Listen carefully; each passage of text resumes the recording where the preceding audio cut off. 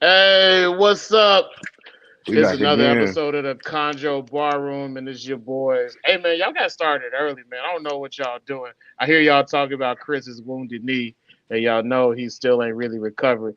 And I'm never gonna forget how y'all just straight up ignored this man's plea for help while Who? he was Chris still on bended knee? while Chris was dying. Yo, yeah, I feel like while he was What up, typing, I could Randy? hear his screams. Jason. That's early. He's always up there trailing. What's up, Diddy? Yo, 1776. Damn, everybody up there already down fast. already, What man. up, Chris, John Joe? hey, Chris, we love you, bro. But that shit was funny, Uh, man. That's why I had to when? post that video of the dude in the ambulance and everybody dancing around him. That's why I can't help it. Chris on Because that's bended knee literally in that what happened. motherfucker. All right, man. So we got a treat for y'all tonight. So we know that people, they always have questions about U.S. ARC. They don't know how to Yeah. get a hold of a U.S. ARC rep. When you go to the website, it doesn't exactly tell you like how to talk to somebody in U.S. ARC. So we actually have a U.S. ARC rep today, amongst other things that this lady does, Mm-hmm. which is really cool. Yeah. So we are going to talk to her. But first, we're gonna let Chuck kick off his promo tour because he hasn't been here for 2 weeks, and he'd love to tell us everything that he did over the Yeah, last two give weeks. us an update on family, Chuck, please, because you was dearly missed last week. We're good. We're good. We're involved in a pretty it was a substantial accident. Thank God the kids weren't with though, but we're good now. I Is the booped my car head. total? I don't know. We haven't even taken it yet. I'm still waiting. It's drivable, so naturally that became my daily driver now. So now Jill's driving my Tundra. So yeah, it's in rough shape, but I think it's fixable. It's still worth a substantial amount. I don't think there's tens What of is it? thousands. Uh it's a Forerunner, but like it's a TRD Pro one, so they put a little higher dollar amount on it. So I don't think that it's got $30,000 worth of damage to it, just from Yeah, man. being He got the unless special. unless the frame's racked because the hitch Yeah. took most of the hit. The hitch is bent. Yeah, he got the special middle-aged lady kayak vehicle, the Forerunner TRD. I'm messing Wait, with hold you. on. I'm messing What's up with with you? What's up with you shooting at? You know what I'm saying? You got the big stupid American truck. You just shooting at all the cars today, huh? What was That's what it that? is. Nah, Travis got the big old stupid American car. He just shooting at you. all the other cars today. He's I ain't shoot he's at just all cars. he No. disrespecting all the other cars because we ain't got no Now big we're a stupid Toyota ass truck. family. We're a Toyota family here. It's That's like not for what it real. was. That's not what it was, Keno, because you have talked shit about me being a black man driving a pickup truck on multiple occasions. And I still don't understand how a grown man wants to drive a Mazda. Even though you call it the Mazda, it is First off, still don't disrespect the Mazda. It's called the Mazda. The Mazda. It's the Mazda truck, and it's not no. It's a truck. It's not no Mazda 3 for y'all. So y'all can kick rocks. Well, it's not even them yeah. six. It's the coochie popping crossover. The Mazda truck. Uh, You know what I'm saying? Hey, but I ain't spending $200 worth of gas. Every 2 weeks like Travis is. My little $40 that's holler. You know what I'm that saying? give me right. that is actually close to true. That like I think in 2 weeks I probably spend at least $150 on Yeah, gas every two yeah, yeah, weeks. yeah. My You taking truck it? You is taking it? 15 You know what I'm 50 miles to the gallon on my truck. Yeah, it's not good, but It's it's hard. fun. It is Shout out fun. to them. It is It's Yeah, good. that's fun. fun. It's fun to burn money. You know what I'm saying? That's more money for green trees for me. Hey man, don't be talking shit about us burning money. You and your fucking shade collection over there. Ah. Yeah.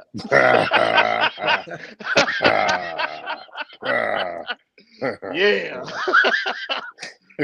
I may not spend $200 every 2 weeks on gas, but I spend $800 on these frames though.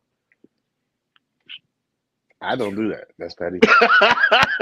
Get out of here. These was gifts. These is gifts These for are who? gifts. I received my own gifts. I buy my own gifts. Come on It's here. stupid, man. It's All stupid, right, man. man. So we are gonna bring Vanessa in, and we're gonna get cracking, man. Please give her a warm welcome, and For let's have sure. a good time tonight. Every man Welcome, needs a truck. Vanessa. What's Welcome to up, the Chondro everybody? Bar Room. It's What's up, Vanessa? Thanks you gonna for joining us tonight. Super stoked. the crew is already on 10. So you're gonna see you're I gonna didn't you're gonna feel, see some stuff in the chat. I feel like you guys didn't give me the memo though. Like, do I need to be like this so I can like Oh roll with y'all? yeah. Okay. Man, look at Here that. Let's put a y'all, little sauce on it. All right. here y'all go with these shades. I can't wear Yeah. sunglasses because it messes up my depth perception. You got the you look like got some sidecar police motorcycle vibes going on, but I rock with I mean, I do volunteer with the sheriff's office, so these ones work pretty well for that. it. See, I knew it. I rock with it though. Why is it that people like doing that? Like don't like you got Shaquille O'Neal volunteering. Used to have what's the dude's name? Steven Seagal, and now we got you volunteering with the sheriffs. Absolutely. Are you kidding me? It's very rewarding. Very, very rewarding to volunteer with them. So that's what I do. I love to volunteer all my extra time wherever I can. I see my sheriff because we live outside of town. I see the sheriff all the time, and he's usually sleeping in the school parking lot. That's usually what he's doing. I'm gonna be honest. They pay me for it. It's hard for me to show up. What'd you say? I said they pay me for it, and it's hard for me to show up. Hey man, but you know that's what we expect from you. 12 But more years anyway, and we're done. Vanessa, please get into your background for us, where you started with reptiles, and up to your present day activities, and we will go from there. What, life story of Vanessa? Yeah, no. Yeah, you can give us a lot. You can give us a life story. We got time, Vanessa. It's gonna be a This good one time. time at band camp, I was hanging out. No, I'm just kidding. I grew up in a small country town, so I started with hanging out with animals when I was really young. I grew up in Chino Valley, Arizona, so we got nothing better to do than turn over rocks and play with animals. So that's where my love of animals started. I knew I was in Fort Huachuca. I was in Fort Huachuca for 2 months. It was terrible. What's Fort Huachuca? Sierra Vista, Arizona. It sounded like you said Wakanda. I thought you said Wakanda.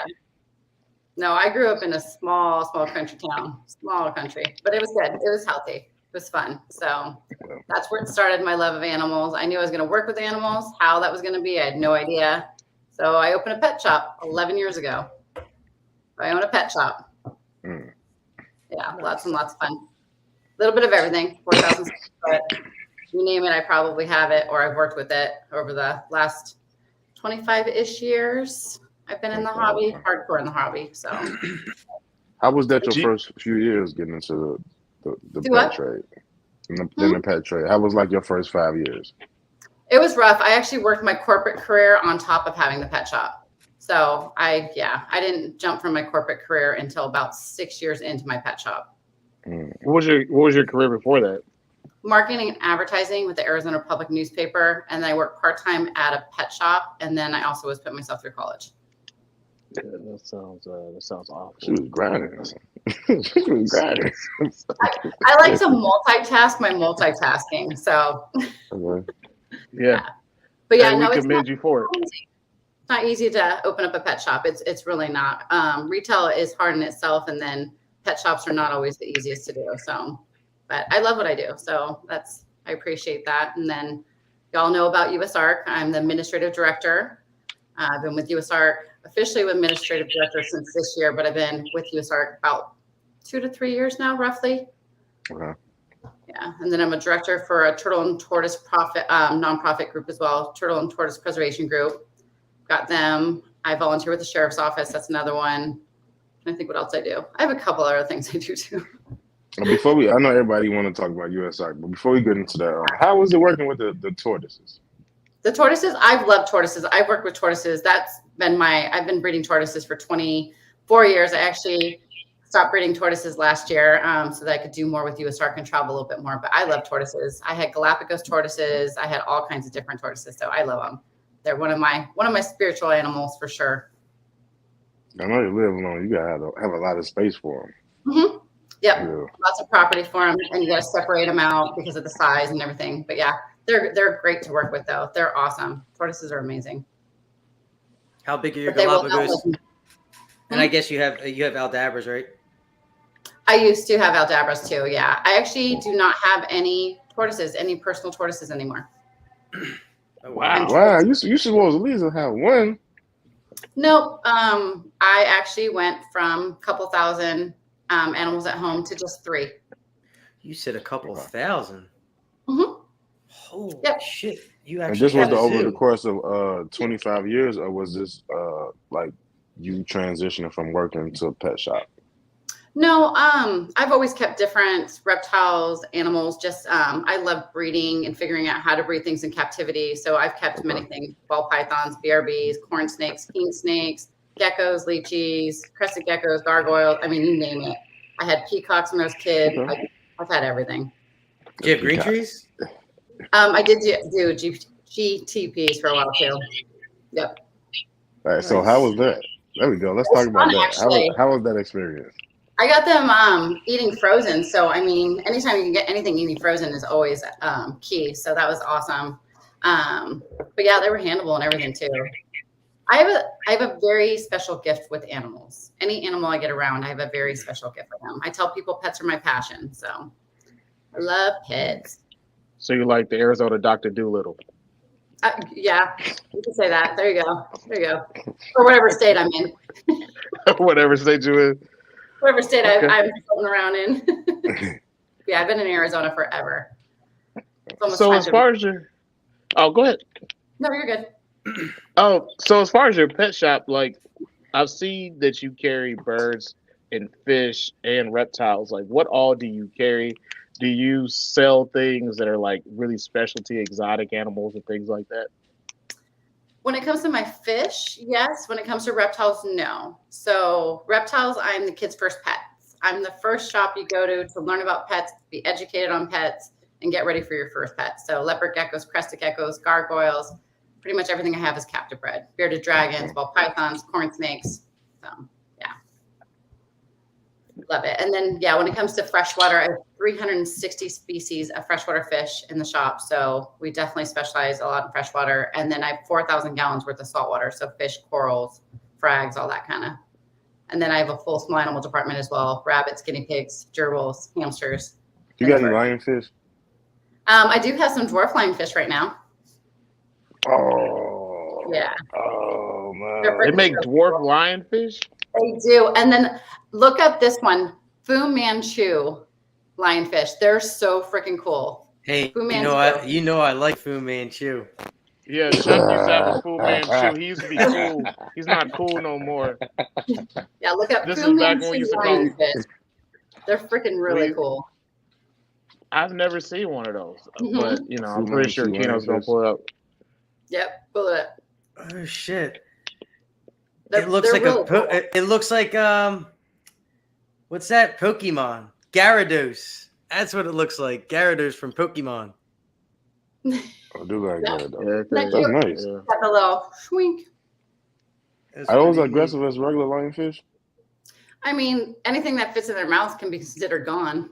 So, I mean, yeah, for the most part. The hardest part in captivity is getting them to eat frozen food. They definitely do prefer to eat live food, but you can get them over to frozen after a while, usually, with a little bit of entice, little different foods to get in there. Oh, what the hell was that fish? I just saw I in my want a little shop. lionfish. Now I want a dwarf Oh, lionfish or Fu Manchu. This a marine beta. Mhm. Those things are sick. I saw it in person for the first time. They are really cool. And they can be semi-social too, where they actually come out, but they're more late night, early morning type of fish. So you don't see them very often in the tanks. They'll come out late morning and then very late afternoons. It was pretty. I like that fish. They like it dark. They like it dark. So, I do got a question for you. We'll start getting into USARK stuff now. Let's do it. Can you tell us about your day-to-day actions as a USARK representative in Arizona and for the larger US? I mean, it varies daily, in all honesty. Get questions coming through quite often. Phil does a lot of the politics stuff and the big questions because I'm not as versed as he is on that. Phil's been doing that forever, so he's very well versed. I'm starting to learn a little bit more of that here and there. I do a lot of the marketing and advertising, so the Facebooks, the Instagrams, those kinds of things, and then do all the T-shirts. So I mail out all the T-shirts from my house weekly. So I don't really have like a daily with USARC. It just kind of depends on what pops up.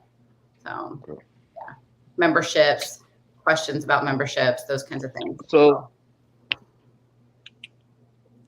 So my question about USARC is even though I've seen Phil, like you seem to be like the only person from USARC that anybody can talk to. So that's just how it seems. No. So it's been Phil.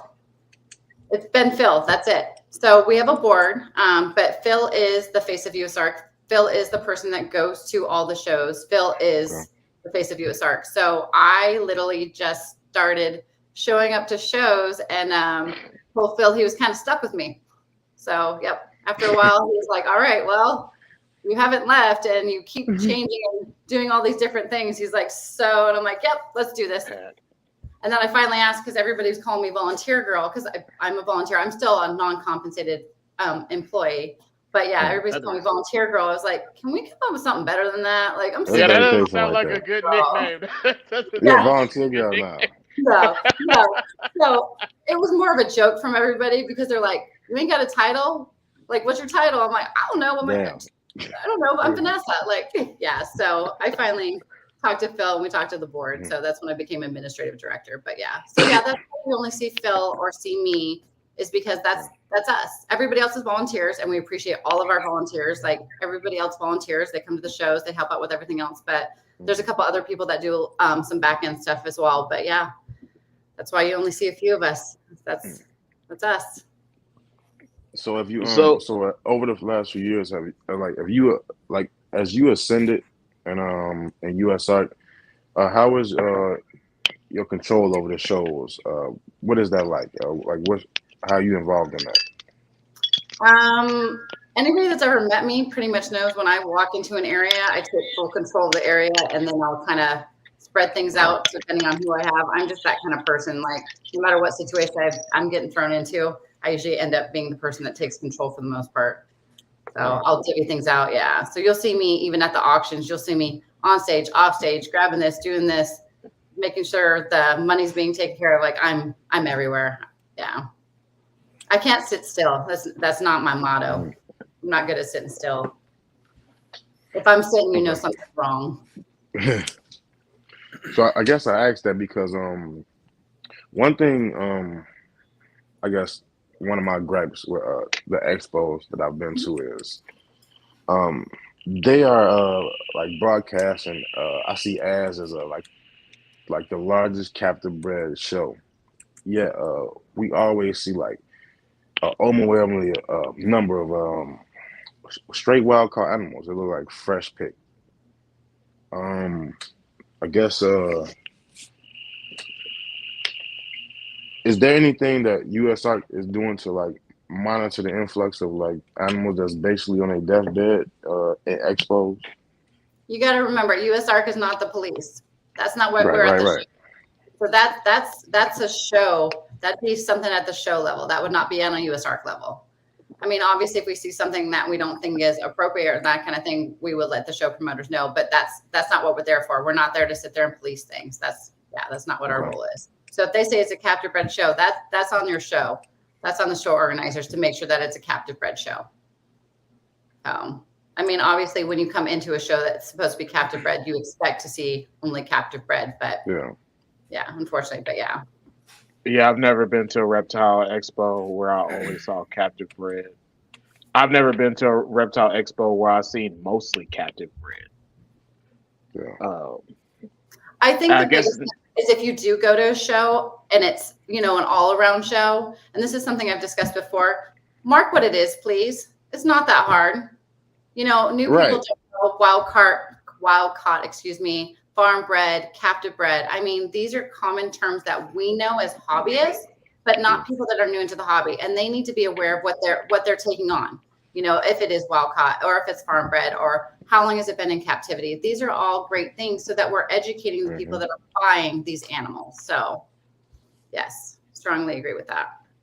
and it's super easy. You can literally put WC, it doesn't take much to put a little sticker next to it. That way they know what they're getting. And you could even have a little sign that says, wild caught, WC equals wild caught, those kinds of things for the new people, for people that are learning. Okay. That was pretty much one of my questions about U.S. ARC and imports. How at this point in time, how much is U.S. ARC's energy being utilized towards stopping bans that are based off of people importing animals right now? Not so much captive bred. That's not where USARC stands. We fight more for bans that are coming in your states, your counties, those kinds of things. That's where we stand. That's where United States, USARC stands for. That's where we start the level at there. And that was a conversation we had the other night too about being proactive, not reactive. Unfortunately, it's more of a reactive because we start seeing these bills coming through. So then we have to react to those bills. It would be nice at some point in time to be the proactive source in the community, but it's just not something, that's feasible unless we were way up in the food chain. So, has that, my fault, Chuck, go ahead. If you were going to add to it, Keno, I'm going to go on a different topic. Yeah, I kind of want to stay on topic for a minute because I wanted to ask how, I understand, I guess what I'm asking is how do we get a U.S. ARC member in basically every state in some type of legislature form? I mean, that would be something in the long run that would be absolutely amazing to have some representative for U.S. ARC in every single state so they can keep an eye on the bans, keep an eye on the bills that are coming through would be phenomenal. Because Phil right now literally looks at everything. And then he'll reach out to certain people in certain states, to ask them questions as well. Because having to memorize all 50 states and everything that's going in all 50 states, that's a lot for one person to do.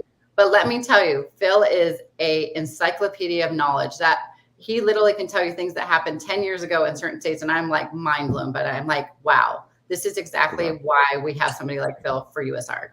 Exactly why. So, I mean, yeah, it would be amazing. It'd be phenomenal. But then also keep in mind, it's a nonprofit. It's a volunteer position. So you'd have to find somebody that's willing to volunteer.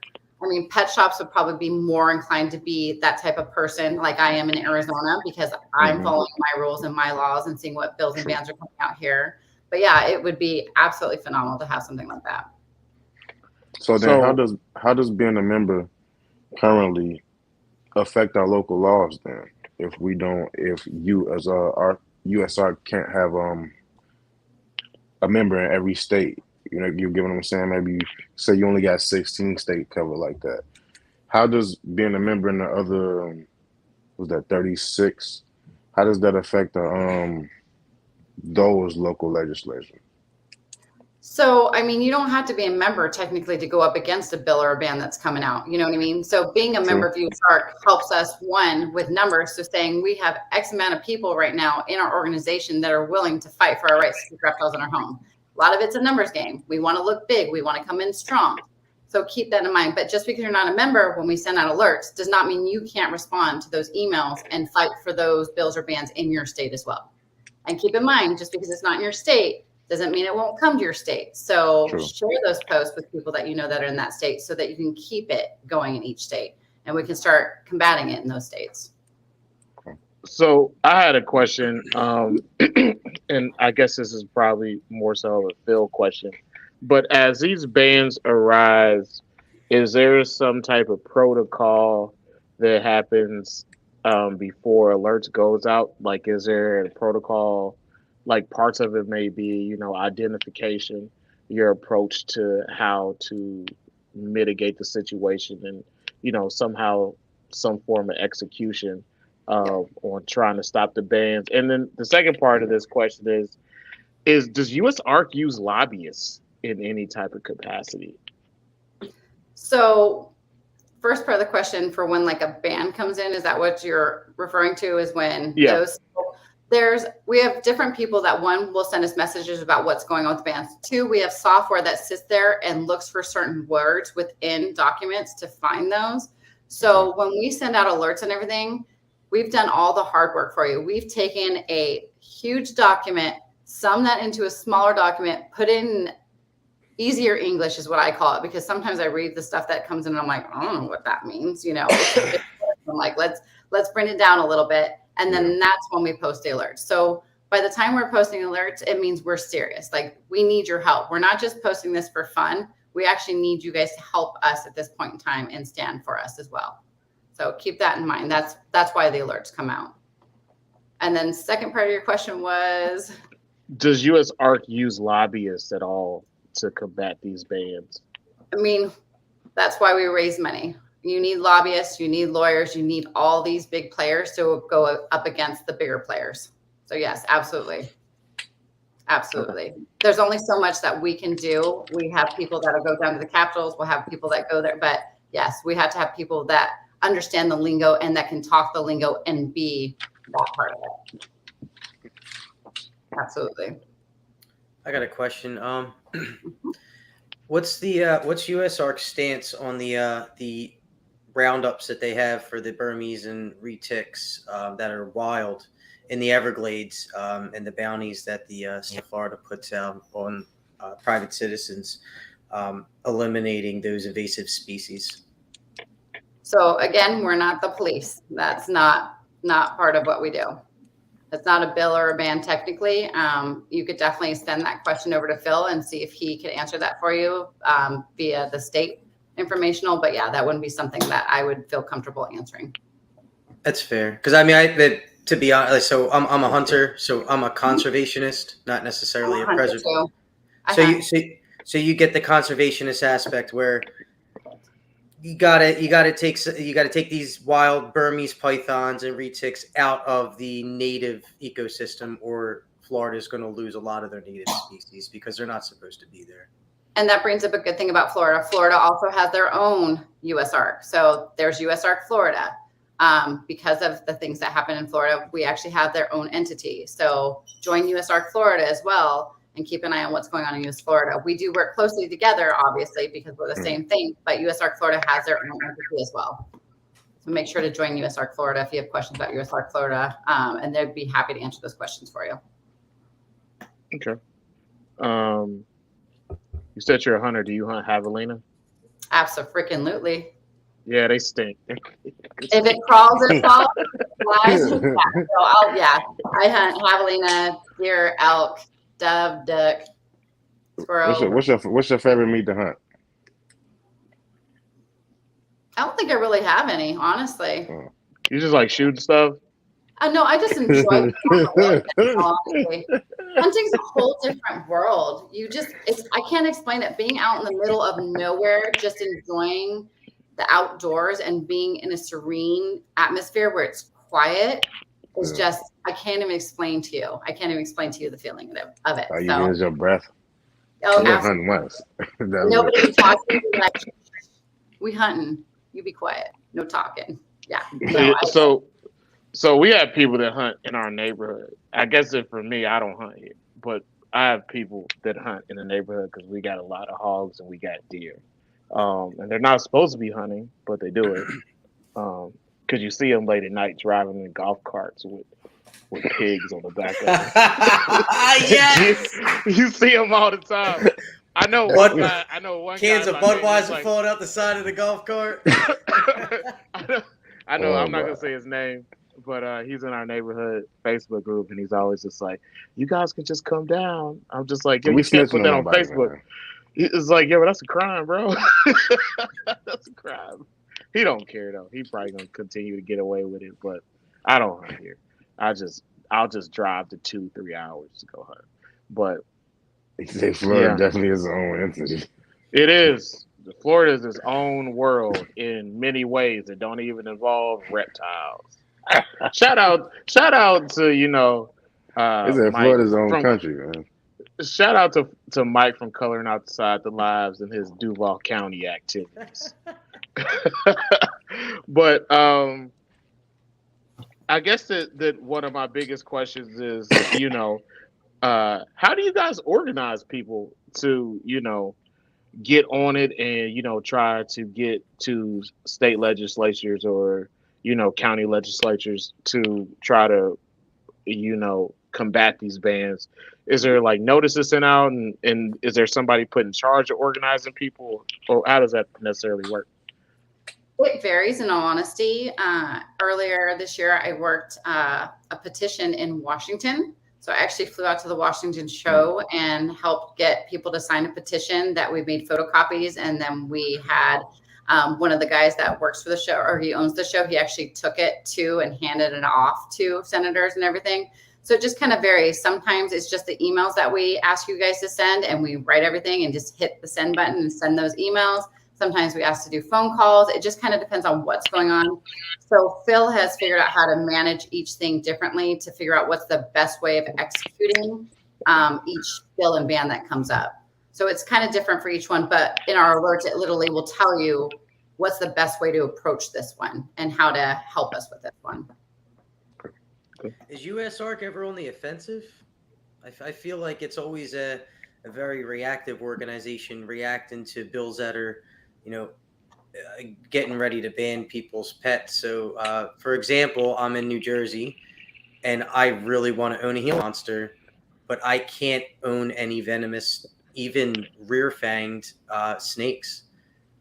Is there any, has there ever been a case where USARC will go out and try to overturn laws like that and be proactive with reversing some bans that are in some states? I'm not positive on that, honestly. I don't know, but I know that people that have personally gone and talked to people in their counties, their communities, and had those taken away, like taken off before. So there's a lot of these bills and bans that are in our states that are set and put from 20, 25 years ago. And sometimes if you actually go to them and be like, hey, like, I want to have more than 5 rats in my home. I want to have 100 rats. How can I get this changed? And a lot of times you can actually get them changed on your own. It's just all about doing the actual work on your own, in your own state, in your own county. Mm-hmm. So you got to think, if USARC was going after all of that, we wouldn't be able to focus on the other stuff that's coming up too. So you got to think about those things too. It's grown over the years substantially, obviously, because the community's gotten bigger, but you have to kind of pick and choose your battles where you are at, if that makes sense. But I mean, if you have something though like that and you want to ask Phil about it, go for it. Send a message to Phil and ask him, hey, how can I find out if I can get Gila monsters in New Jersey? Why were these, originally taken out of New Jersey? Why can't we own them here in New Jersey? So I tried to do it myself because I work for the DEP for the state. Mm-hmm. So I have, I have contacts right with the offices, and it was just couldn't get a special permit. Like, it's only for scientific or educational purposes. So then why would you think that USARC could do something different then? Because they have a lot more money and a lot more law sense than me. That wouldn't you gotta start acting like Peter, Chuck. That wouldn't be something that would be money related. Did they say that if you throw X amount of money at us, then we'll change that for you?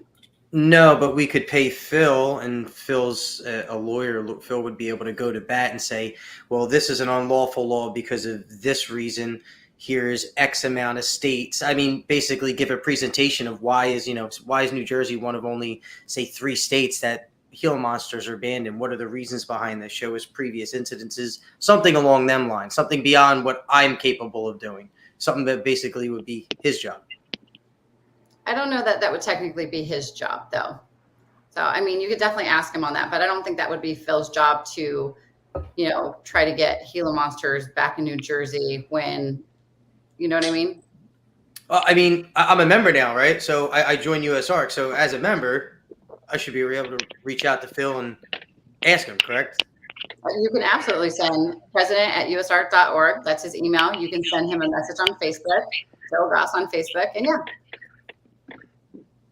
Vanessa, I got a question for you. In your honest heart of hearts, for what you've seen, what do you think the best way the reptile community in general, not just in Arizona but across the U.S., could go about, being more proactive, or having some type of mechanism for working with U.S. ARC to fight these bans? Because the answer isn't solely we give U.S. ARC money and then they send people to do it, or when the bans come up, we just show up at the legislature. But and this may be a kind of a long answer for you, but what would you like to see people do in a best case practice scenario? I think the biggest thing is the community needs to work on being more positive. Show more positive things. Show the things that make us want to be in this hobby. Show the happy parts of why we have what we have. Stop being so dramatic and calling each other out in social media for absolutely no reason. I mean, take those offline. There do be a lot of petty shit going on social media. It's always petty. A lot of bullshit. Have those conversations offline. You don't need to get all your friends and all your friends' friends involved in your drama. When you have drama with some person, just have those conversations, be adults, and let's start focusing on happy thoughts. Post pictures of your amazing reptiles and be like, hey, I've had this for 5 years and I love my whatever. Let's show the positivity of the community. That's why we're in it. And to share with each other what we have, because that's why we do it. Brag about those things. Brag about how cool this is instead of starting the drama. Yeah, I don't do well with the drama in the community, so I won't get involved in it. And I don't like seeing it because it just brings more fire to us when there's drama in our community, honestly. And then, No, keep going, please. No, go ahead. You're good. No, I want you to keep going, please. And when it comes to just helping out, I mean, it's absolutely free to help out. You don't even have to be a member to help out. Sending an email is absolutely free. Making a phone call is absolutely free. The work has already been done. It's ready for you guys to utilize. So that's what we need help with. And it doesn't take much. If you guys are texting each other, you're calling people, you're email, send a message. Help. It's free. Absolutely free. Cost you nothing. And we've done all the hard work for you. Positivity. That's going to take away from my meme sending time. but we got a viewer question. And this is something that we approached previously when we were talking about, insurance. And I'll go after this question about, the same topic. But someone said just join. If you've already covered this, but do you plan on providing insurance for breeders so then the hobby can make more money for combating anti-reptile legislation? Who is that? I don't know. Grilla Day per K cow. I gotta guess. I gotta guess who that could be. Grilla Day per K cow. I was just about to ask that about why doesn't USA offer insurance? What do you mean, like health insurance for reptiles? Is that what y'all are like? Yes. So, like for instance, like USPCA and the dog companies. Yeah. Why isn't there like the ASPCA or AKC for reptiles? I honestly don't know how to answer that question. I mean, you got to think about it. Most people don't have hundreds of snakes, hundreds of something. So you're going to buy insurance for 100 snakes? I mean, in all honesty. And how often are you taking your snakes to the vet? Whereas dogs and cats do go to the vet a lot more often than our reptiles do, in theory. I don't take my dogs to the vet. No, I take reptiles to the vet because I took my dog to the vet and I got like negative 8,000. So no more dog vets. 8,000, holy shit! Man, look, he broke his leg twice. When he was 8 weeks, and then when he was like 16 weeks, the man got bad. Is your dog Little Bill or some shit? Man, he had a hippotomy. I broke my arm. he had a hippotomy. I broke my arm. But I do take my my green tree pythons to the vet though. Mm-hmm. And why is that? Because anything that comes in, if I buy it, whether it's captive bred or I'll dabble into the wild caught animals, I always it's kind of like preventative maintenance. I do quarantine, check the animals, make sure they're healthy before they come in and they get exposed to my main collection. They get NIDO tested. I want to talk about that too. But just to see, you can get an animal from somebody that keep their collection perfectly clean, and it can get a respiratory infection on the way here, being lost in transit because a sticker comes off the box. So you just never know. Hold on. I kind of take that precaution to do that. So I try to keep me a vet on hand when my vet moves. So I gotta give me another vet. No, I'm that's very awesome. lucky. I got a vet that works in zoos, and he's a close friend. He's on my. I have to have a pet store permit through the state to sell anything. So I have to retain him. But it's nice. I get everything mailed. Sells crack. I get everything mail dropped at the house. HMI, anything, go to surgery. If I do most of my medical stuff here with injections or cleaning stuff out, and my vet pretty much supervises everything. So, which is amazing. I love hearing when people have their stuff vetted. Like, that's great. It's good. Ease of mind for yourself, ease of mind when you're selling, and then bringing more things into your collection. Absolutely. It looks like somebody says Nationwide offers insurance for reptiles. Interesting. I don't know that that's health insurance, though. I think, isn't that like insurance? Isn't that more like collection insurance? Yeah, like insurance for the collection. If something were to happen. Yeah, God forbid something should happen. But since USR, their specialty is reptiles, that's why I was asking. Maybe we could, minimize that to reptiles. Get some under your umbrella,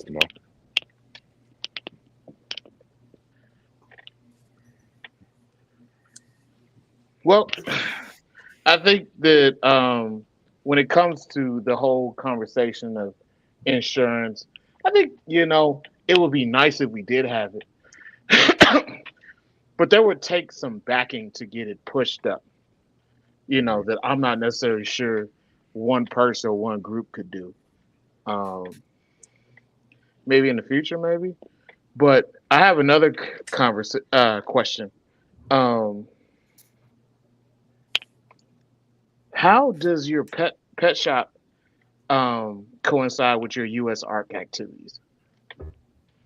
So I never wanted the two to be combined, period.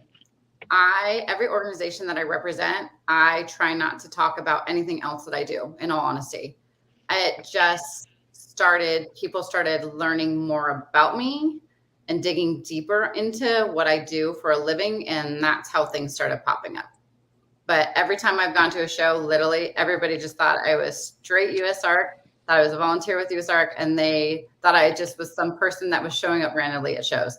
So, and I wanted to keep it that way for a very long time. A couple times people ask me, what else do you do for a living? And I'll be like, oh, I own a pet shop, just to let them know that, I've been in this industry for quite a while, but I don't go and sit there and advertise my pet shop. There's no reason for it. My pet shop is a completely different entity from everything else I do. Okay. Do you want to move on to another subject? Do what? Or do we want to stay on USR? It's your show. I'm just here to the villain. You do you, boo. I'll just hang here. You tell me what to do. Okay, so I'll talk about it. It's too especially with snakes. With green tree, we deal with a nidovirus. I know the boars they deal with the boy. Somebody help me out. Cryptosporidium. Yeah. So said a boy. See some heroin. Boyd. I couldn't understand what you were saying. I was like, "What the boys do? What are you talking about?" Scientific name of Boyd. I thought we were about to start talking about heroin. Said that boy. You say you on Instagram a lot. So have you anybody try to reach out and try to team with RAL or Fishhead to get them aboard with you all, maybe like a co-relationship to get promote I guess better health testing in the hobby? Not that I'm aware of, not for my business, no. USARC, that'd be a Phil question. Unfortunately, that wouldn't be something I can answer, but no. Okay. Yeah, I don't have anybody personally that's reached out to me, like my shop personally, but yeah, I'm not sure about for USARC purposes or not. So as far as US Art goes and Mhm. its response to bills, do you feel that people could react to them faster? Because we get alerts, and when I read the alerts, um, I remember one time I asked, about one alert. This was maybe a year ago. Like, what are we going to do about it in Texas? And it didn't necessarily seem like anybody really wanted to answer the question. Um, so from your purview, do you feel like the keepers themselves, do they react to the bills fast enough? I don't personally know. That's why we have to post the alerts multiple times. That's why we'll send emails out on top of the alerts on Facebook and Instagram, is because we're not getting the response that we need to be able to go up against it, saying, hey, we have X amount of people in the state that say we should be still allowed to keep these reptiles, and we don't get the numbers. And it's kind of crazy to me sometimes that we don't get the response back from everybody. It is. It honestly is. It is actually really sad to me personally, like on a personal level. There's no reason to not get involved, especially if you own a reptile. That's literally what we're trying to do, is keep reptiles in our homes, in our hobby, and enjoy them.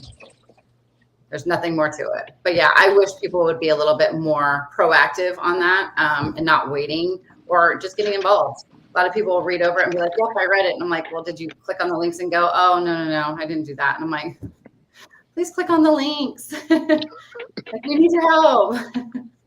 I think that is valid. Because in some cases I feel like, um, although there's things that could be done differently, they just really aren't being done, and that's not necessarily on US Art. Um, because people, they also have to have their own personal accountability. But I had another question here. Mhm. Um, in US Arcs, like, could you tell me you guys' biggest wins so far, and like how do you model, processes and steps after, like your actual victories? Like, have you guys, made significant strides in certain areas, and then you say, okay, well, we can take this and we can build upon it. Every year at our meeting, we go over all of our wins and our losses, and our wins are substantially higher than our losses. There's a lot of stuff that you guys don't see that's in the background, things that we don't put alerts on because we know that we can kind of combat it at a different level and don't need the response of everybody. But yeah, there's a lot more wins than there is losses. And then, like I said before, it'll trickle down to different states. So if it starts in Washington, a lot of times it'll try to get into Oregon. So if we can kick the butt in Washington, it won't usually go over to Oregon, or they'll still try. But I mean, the biggest thing, I mean, you guys all know, is the Lacey Act. But guess what's rearing its head again? It's here again. So once everything starts coming up and turning up again, we're going to need everybody's help yet again on that, to combat that again as well. So, yeah. Do you feel as though that there is some type of push from, you know, a federal government standpoint, where they do not want people to own not only reptiles but animals in general?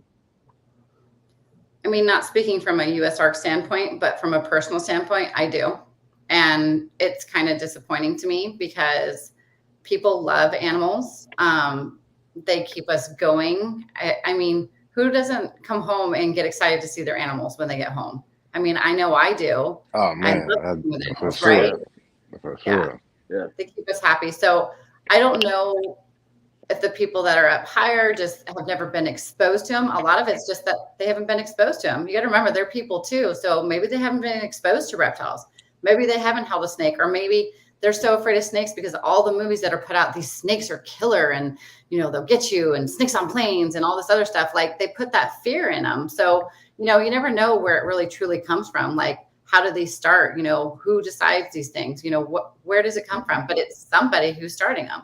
I mean, for whatever reason, whether that's the fear of something or, where is it coming from? But yeah, I mean, how many people are afraid of snakes? So many people are afraid of snakes. And I work with people that are afraid of snakes when they come in my shop.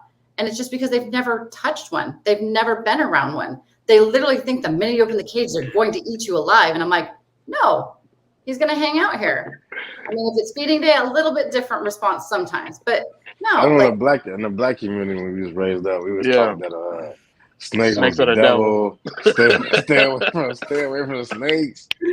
They gonna tell you, make you do bad stuff, and rise up and start talking to you and all this shit. And the craziest part is you Those got a poor people are is only ever exposed to import Beox. and the craziest part is you got an uncle that still live at your grandma's house that is definitely the devil.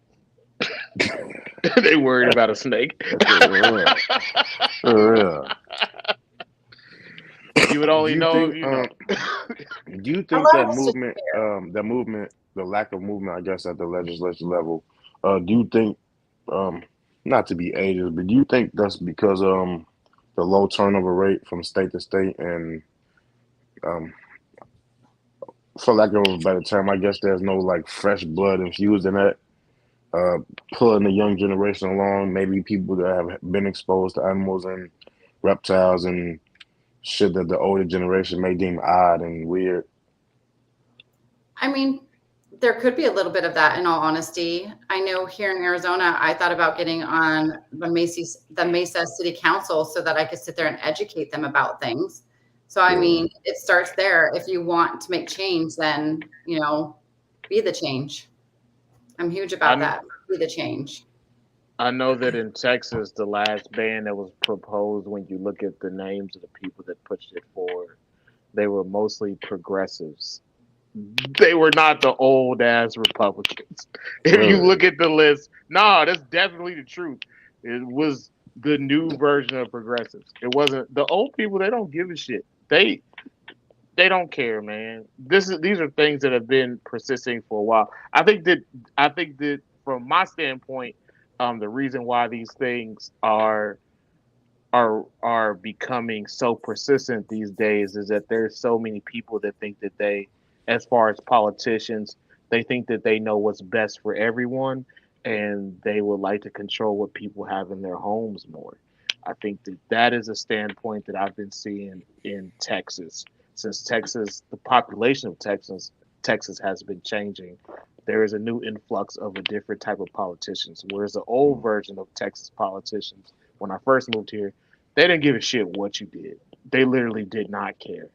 Um, so that's kind of how I've been seeing this issue change. I mean, you got to think that comes with anything, though. When you get a new manager in the job you're at, a lot of things will change then too. You know what I mean? So you got to think that's pretty much in every industry. Is when you get a new person or new guidelines or new rules. I mean, that's going to be anywhere you go in general. Yeah, our politics are being changed by people from California and Texas. That is a big deal in Texas here right now. But another question of mine, as far as on the positive aspect of U.S. ARC's wins, um, is there any way that we can see those wins as far as people that are going to be people that will attack these issues head on in their own state? Is there a way that we can see these issues? I mean, in the process that you guys applied, so that we can say, all right, well, we can use this as a base model for our Mhm. own plan to attack issues here. Everything is posted on usart.org. Yep, it's all there. All the wins, everything that's going on. Yep, all the alerts, they're all posted there. Absolutely. Great question. Hold on, I'm just gonna open this Are you beer. familiar with the wildlife advocate meeting that happened a couple years ago in Nevada? I'm not familiar with that. No, I'm sorry. Okay. I had a What question was it, about that. Kino? What was the meeting? Well, uh, I think what was her name? Carney Ann Nasser. She put together a group of wildlife people to pass a legislation, um, on dangerous wildlife and exotic animals as pets. And she had made a remark that it would have been a lot easier if Phil had helped her. Hmm. And she had went on record saying this, so I guess I just wanted to ask, do you know anything about like why he was hesitant to do that? But No, I wasn't aware of that one. okay, Kino, to elaborate on what you're saying, was she against dangerous and exotic animals, or was she for? No, she was for the exotic animals as pets, and it eventually ended up being passed. But she just said it would have been a lot easier. I know she made a remark that it would have been a lot easier if Phil had helped out. Yeah, I'm sorry, I don't know about that. It might be a question for Phil. Yeah. I have a question for you personally though, because you spent so much time in the pet trade and acquiring pets and selling pets. Do you ever see animals that are entered in these bills that you would say maybe people shouldn't own these animals? Has that ever Yeah, happened? yeah. I mean, Keep it in real. my, Keep it a buck. Keep it a yeah, buck, Vanessa. no, in my state personally, like I won't bring sulcata tortoises into my shop. There's too many that need homes.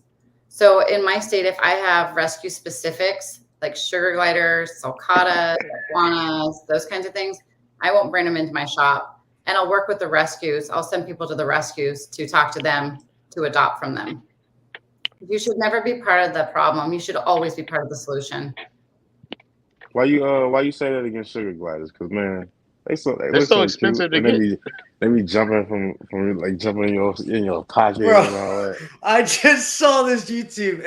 I should be laughing, but I can't. They just fly. They just jump in Did the you air and fly, bro. did you see the YouTube short of the woman throwing her pet sugar glider up in the air in the park? No, I ain't see that one. This Oh, sounds terrible. bro, it's That dude sounds terrible. I'm talking about the ones in house. They just Yeah, we no, want no, to talk no, no, about no, find no, some no, I'm talking about videos no. the of sugar socialized Wait, gliders. ones. wait.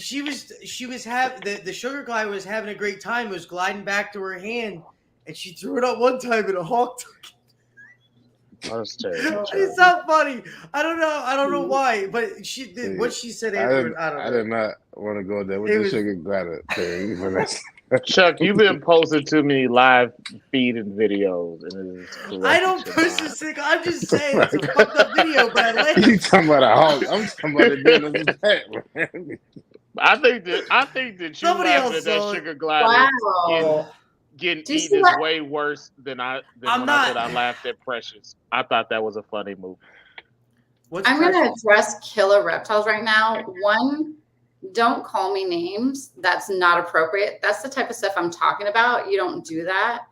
Two, I Killer don't know reptiles, about chill it. out, Yes. chill And if, out, killer reptiles. Yeah. and Who? I can't Who? see the comments. I can't see the if comments. I did know something that happened with that, I would have spoke on it. So We got a do not moderator. call me names and We do don't not. have a moderator. Nah, not okay. We And I are don't. gonna delete that. Yeah, delete that. Sorry, I just saw that. I'm like, Sorry about that, Vanessa. no, it's okay. Yeah, we sorry about Yeah, that. we're sorry about I that. will call somebody out. You don't call people names. You don't know Nah, me. you got anything to say? And this is a You can constructive ask that shit conversation. We are not respectfully. attacking nobody. We are Yeah. not against nobody. We are just I having hear wrong with y'all, conversation man. here. Act So like y'all anyone got who some wants to be sense, man. appropriate, don't let the door hit you. Get the fuck out. Did I not say positive people? I mean, you could have called me any other name, but that's not a name you call me. And I don't know about the Yeah. situation. I would have said it. Like, there's no reason to lie. There's no reason. I am a very blunt and honest person. Trust me. Trust me. And from this I don't- interview, we've realized that, and we do Yeah. appreciate your honesty. But yeah, we were supposed to have a moderator. That's on me. I couldn't I'll figure be the out how to. moderator. I'm just kidding. I couldn't figure Kick out how him to out, get it to Vanessa. work. Delete. Yeah, we ain't gonna deal with that disrespectful Yeah. shit here. That's one thing No, I ain't gonna tolerate. And if you guys want follow up on that, I'm happy to reach out to Phil and get the follow up on that. You know what I mean? I can ask Phil personally, or you can reach out to Phil personally. I'm happy to find, but I personally was not involved in that. You got to remember, I worked the shows and stuff. I'm just starting to understand the positive sides of this. Like I'm literally, gonna just be starting to- honest. You're a volunteer, and all the questions that you're answering to the best of your ability. You don't have to do anything special. That's on dog, Vanessa will man. call you a name. She not even on the payroll. She ain't Yeah. getting a check. I She appreciate ain't that, getting no y'all. check. Listen, Vanessa, let the clowns have the There's some circus. passion Just in ignore them. I'll always do. I I gotta- kill me. I got a question about staff makeup of US Arc. And you may not know this, but as far as how US Arc is formulated, how what would you say the makeup is that there's so many people that are administrative and there's so many people that action things upon the administration of US Arc. You mean like our board members? Is that what you're referring to? Yeah, like the board members versus the people that have to like actually put things into action. Yeah, so I mean, obviously Phil is one of the persons that put things in actions. We do have on every board, there's more people that are more active versus not active, and everybody has different roles for a reason, if that makes sense. So everybody plays their own part within the board. So you may not see them as actively at like the auctions or at the shows because that's not part of their role as the board. So whereas Phil is literally the face of USARC. So that's why you see him at the shows, representing the shows, doing the auctions, because that's part of Phil's role as president of USARC. So each person has their own roles. And my role changes constantly just because I jump in wherever I feel needed. It's just You're like a 6 man.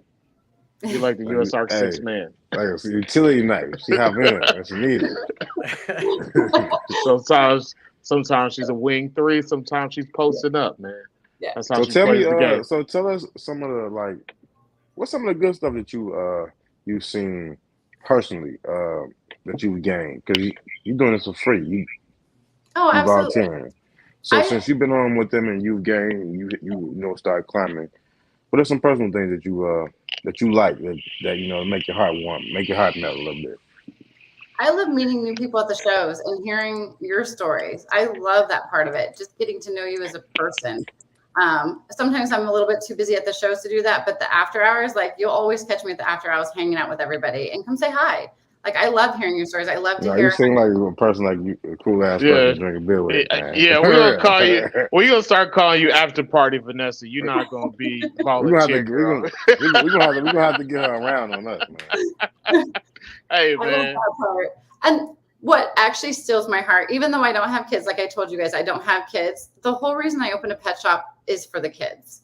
So at the shows, when I see a kid with the biggest smile on their face and they have, their first lizard or their first snake, and they are just smiling, and you can just tell that they are going to be the next hobbyist. Like that's what gets me. Or when the kids come up to our booth and they're like, I know what USARC is. And I'm like, oh my God. Have a sticker, give me a hug. What do you want, kid? What do you want?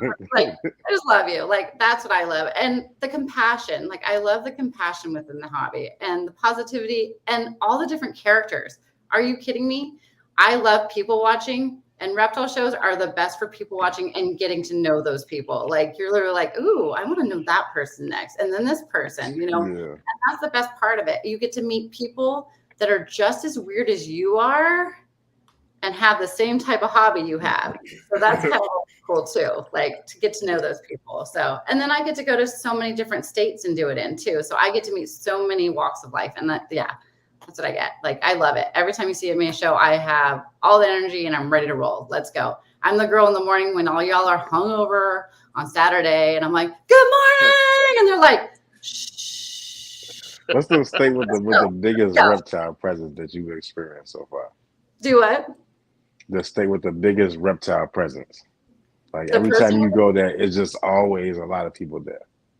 Which show? Yeah, which show or state? Give me a state that is always sold out.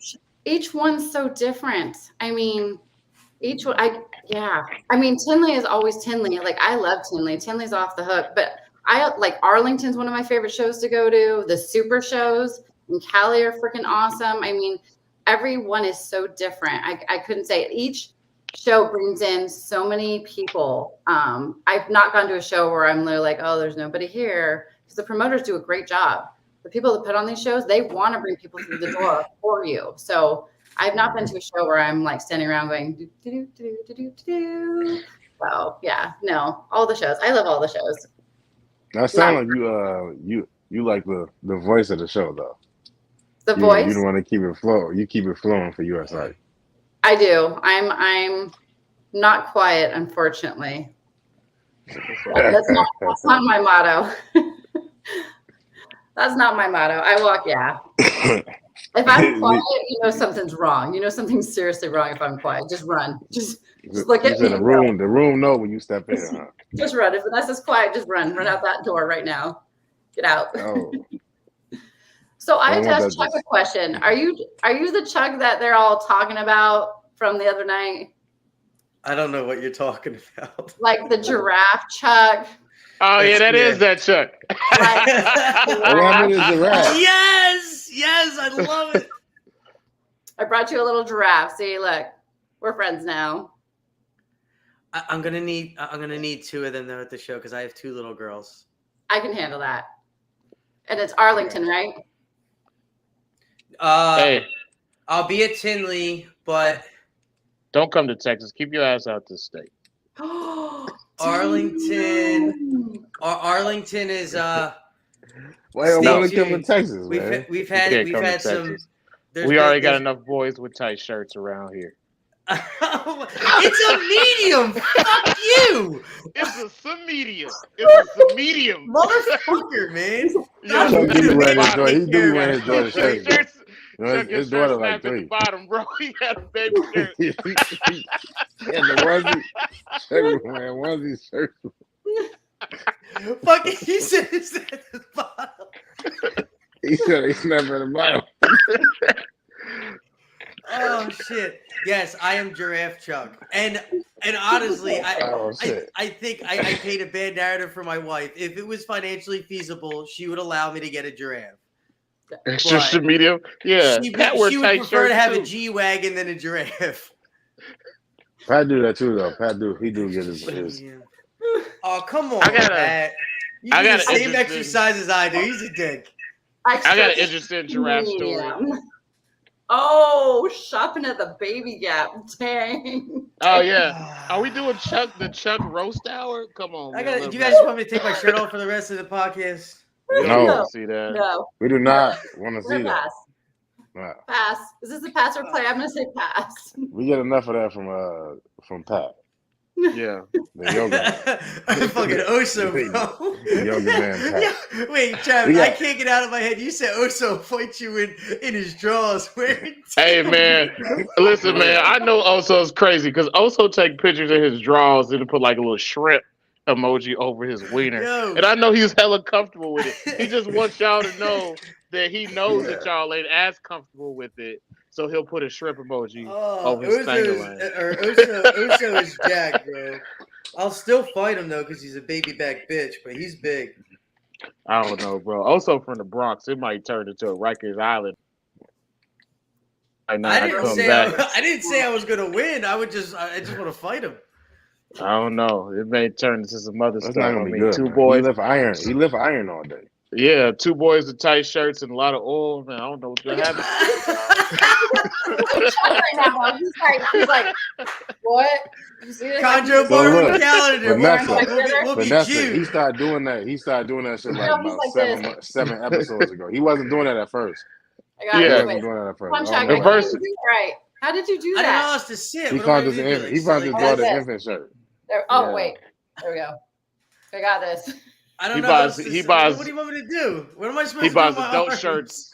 Chuck buys I'm adult Italian, so shirts I try off not to talk with my Wish.com. hands. Put your hands up. Yeah, I do too. I'm I Italian thought too. you were like I just- Armenian or something.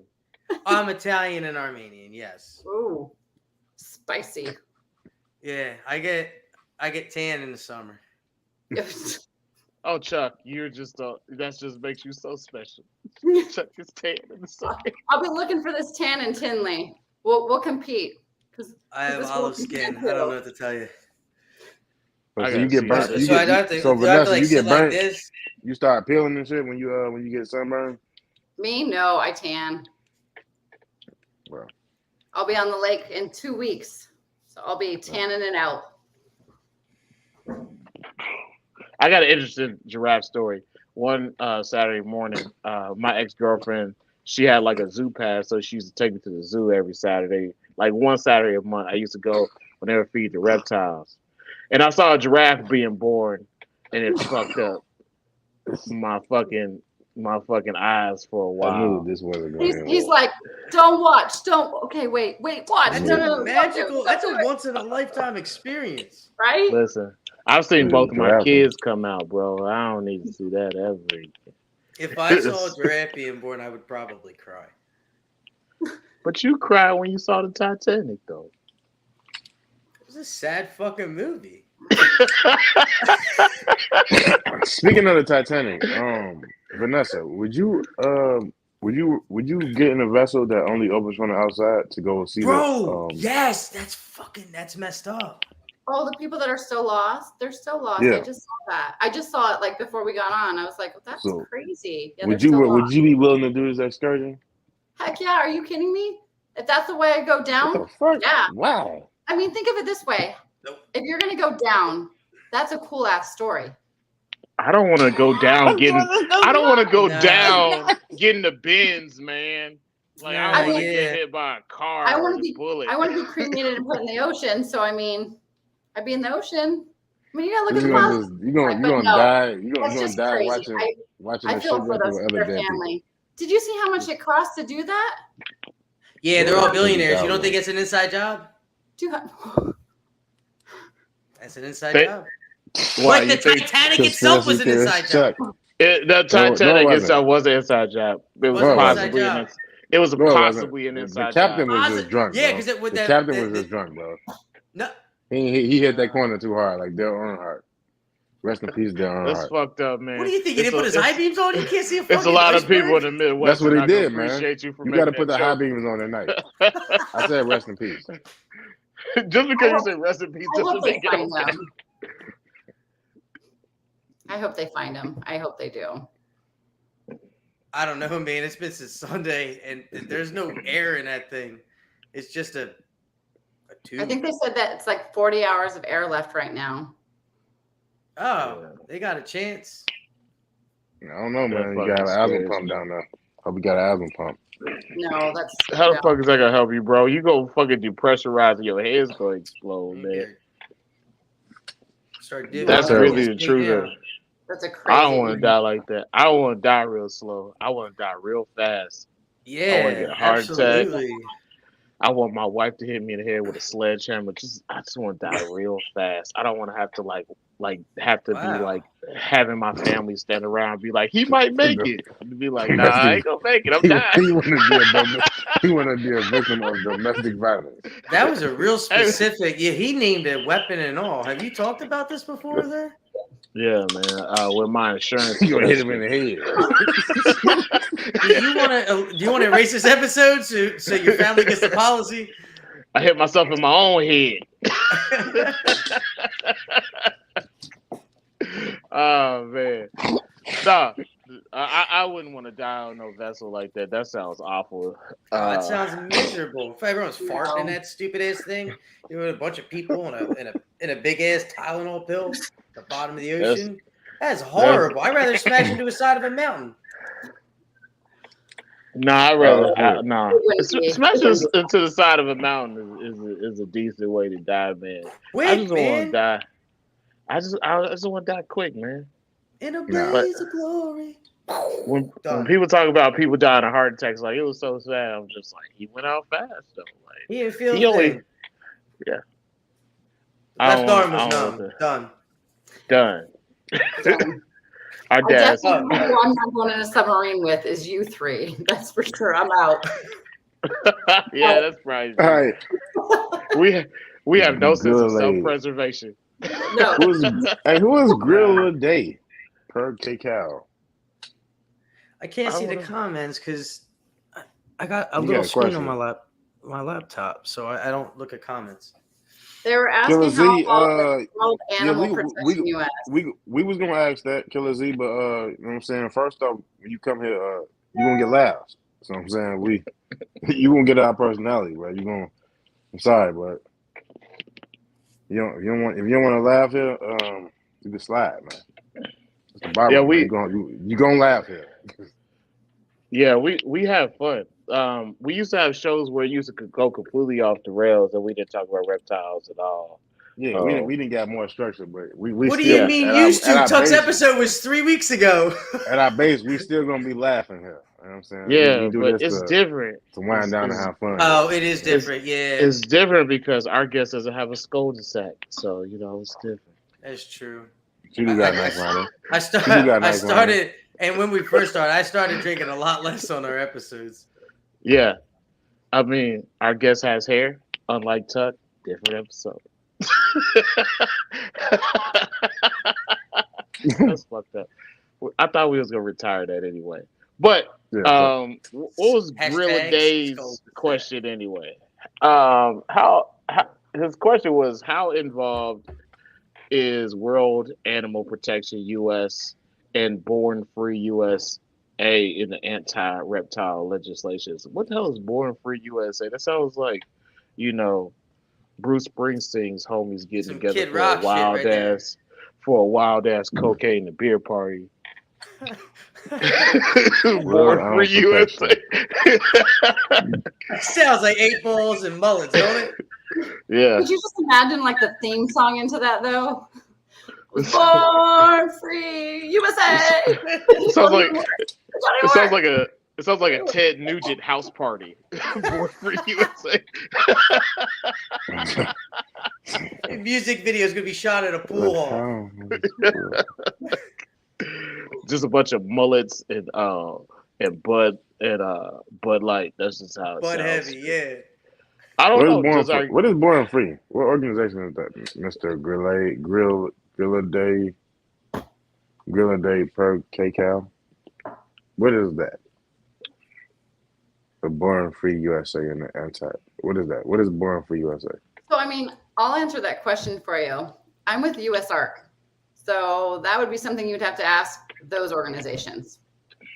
I mean, straight up, I'm not with those organizations, so I couldn't tell you how involved they are, unfortunately. So, yeah, that's not a problem. question. Is that their customer service transfers you to a different country or something. I never heard of that place in my life. I don't know. Who else? I mean, we be talking about all types of stuff on this show, man. We're not completely like reptile based individuals. Like we love our animals, but we don't.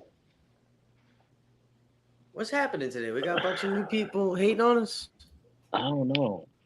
Who wants a fight? So, I mean, I understand why you're asking. Don't get me wrong, and I appreciate you asking those questions. But here's the thing: the reason I represent USARC is because USARC is the one that goes and combats them. The fact that none of us even know what those ones are shows you a lot about how much they're doing for our community.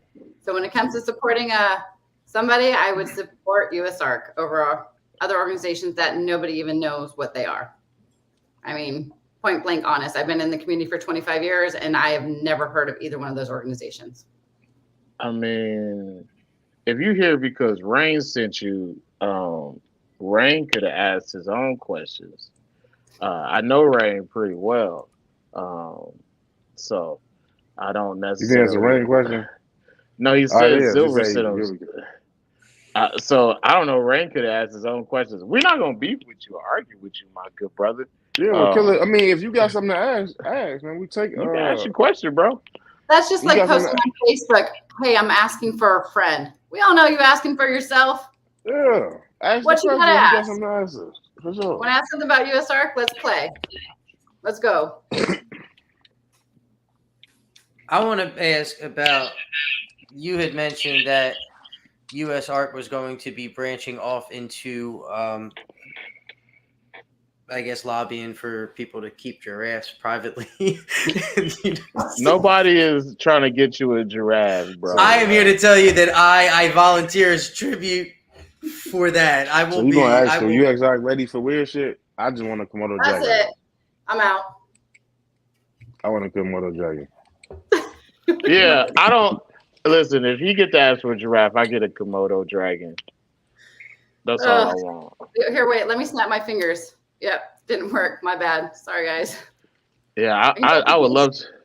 I can get you stuffies. I can get you all the stuffies you want. I will say this too, though. I think that if the USARC website had an itemized list to say a percentage of members' money goes to this cause, like an itemized list, I think it will calm a lot of these.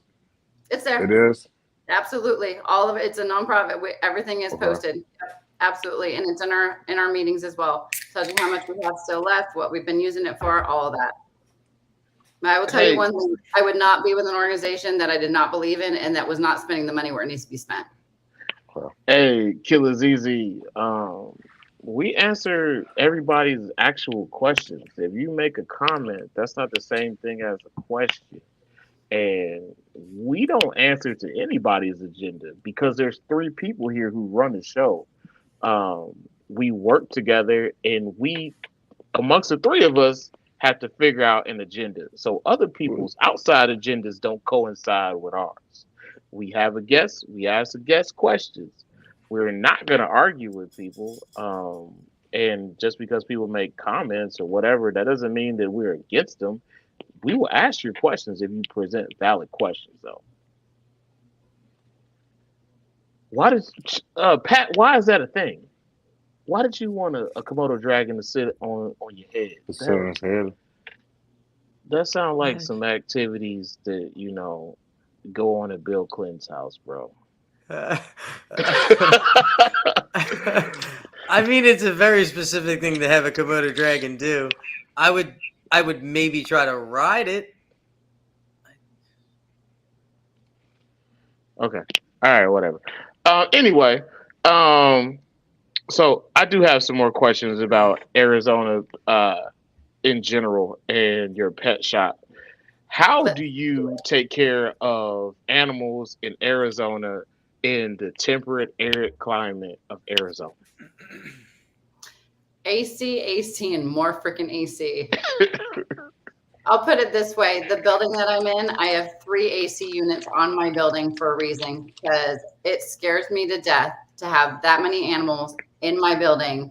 And if one goes out, at least I have 2 more to go. And that scares me the most, honestly. So when I got my building, I made sure I had 3 units on it for that particular reason. And I have had an AC go out, and the other 2 work a little bit harder, but it still keeps my store at a good temperature, because that scares the living daylights out of me.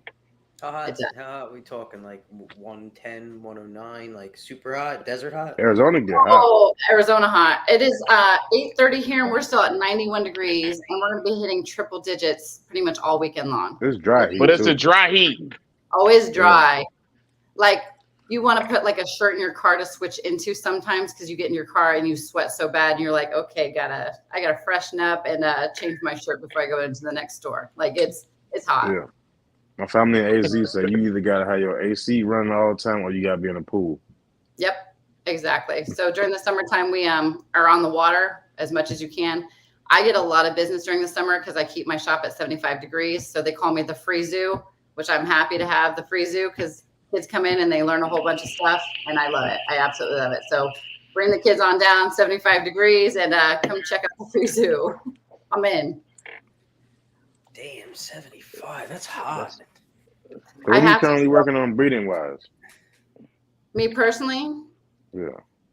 I don't breed much anymore. I do still have crested geckos, leeches, and gargoyles, but in that I am completely out of breeding everything else. And I kind of miss it a little bit. I'm not going to lie, but I definitely enjoy being able to be traveling and all that kind of stuff now. It's a lot. I enjoy more eclectic. There's definitely more time when I get older to collect more things. I'm 41 now. I mean, I figure when I'm 50-ish, like, that'll be a great hobby to do when I'm sitting at home doing nothing. But right now, I want to be free. I just want to travel and enjoy life. You gonna be like Ken Deal with the gold leisure suit? What's that? You didn't see our last episode with Ken Deal with the gold leisure suit. Ken Deal's a player. He look like a zookeeper. A player zookeeper. I do. I either want to. So I would love to own a zoo, but obviously you got to be a millionaire, and that's not something I will ever be. Unfortunately, that does take a lot of money. But I did think about like a bed and breakfast sanctuary, so where people could come and stay, and then have animals on the sanctuary, and you could come and hang out with the animals and learn about the animals. So that way, I would be able to have animals and enjoy having people still and teaching people about things. So I did think about that at some point in time. That's cool. That's a unique idea. I never heard about that. Yeah. And I love to cook and bake. So that'd be great for me. Like, I could cook and bake and take care of animals, and then have people come and hang out with the animals and learn about animals, and then provide a home for animals that might need them, like a giraffe. Yes. Now you're speaking my language. Yes. You don't need to be. You don't need to be in close proximity. Listen. I'll knock a wall out, and I'll just put a gigantic. I'll build something, and we'll just have huge doors open up, and the giraffe can come right in, like Giraffe Manor. I'm gonna name it Chuck, though. I'm not gonna lie. I'd be honored. Giraffe man Chuck. I would buy it a gold. I would buy it a gold chain with a big C on it. Yo, I don't know where you're gonna find a big ass tight shirt for a giraffe. Bro. Oh It's gonna have to be big and tight at the same time. We got an actual question from Noelle.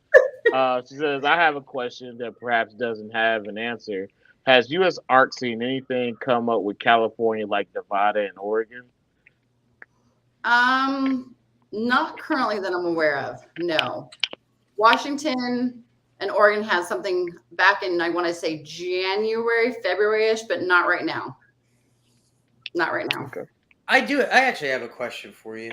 Have you seen any bans come through that are so broad that they would affect green tree pythons or ball pythons, like ones that like would technically cover the whole Morelia genus, and include retics with ball pythons or retics with corn snakes or anything that extreme?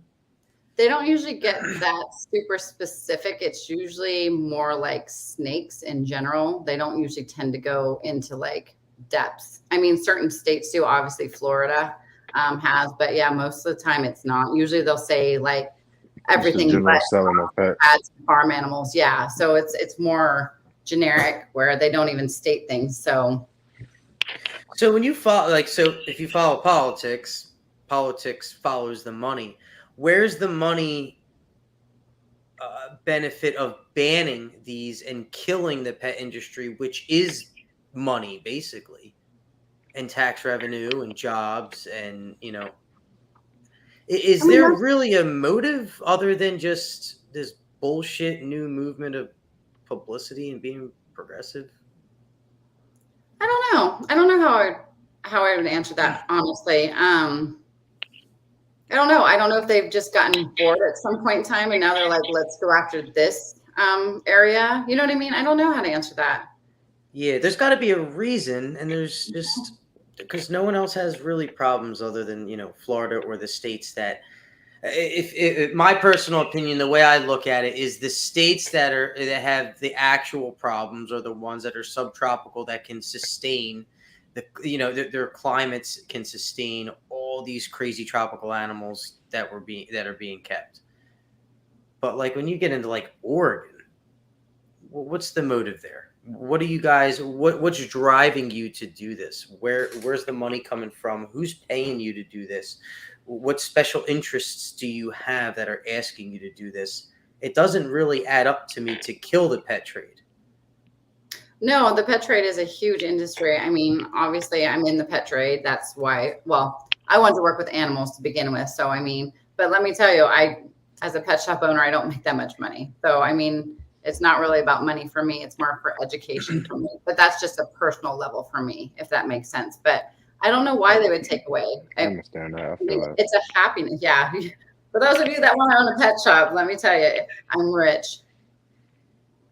So, no, I love what I do. I mean, who gets to say that they get to go to work every single day and they love what they do? I get to say that. And I absolutely love it. Like, I wouldn't change it for the world. But yeah. I don't know what to come after the pet trade. I don't know. It's sad to me because it's such an amazing trade.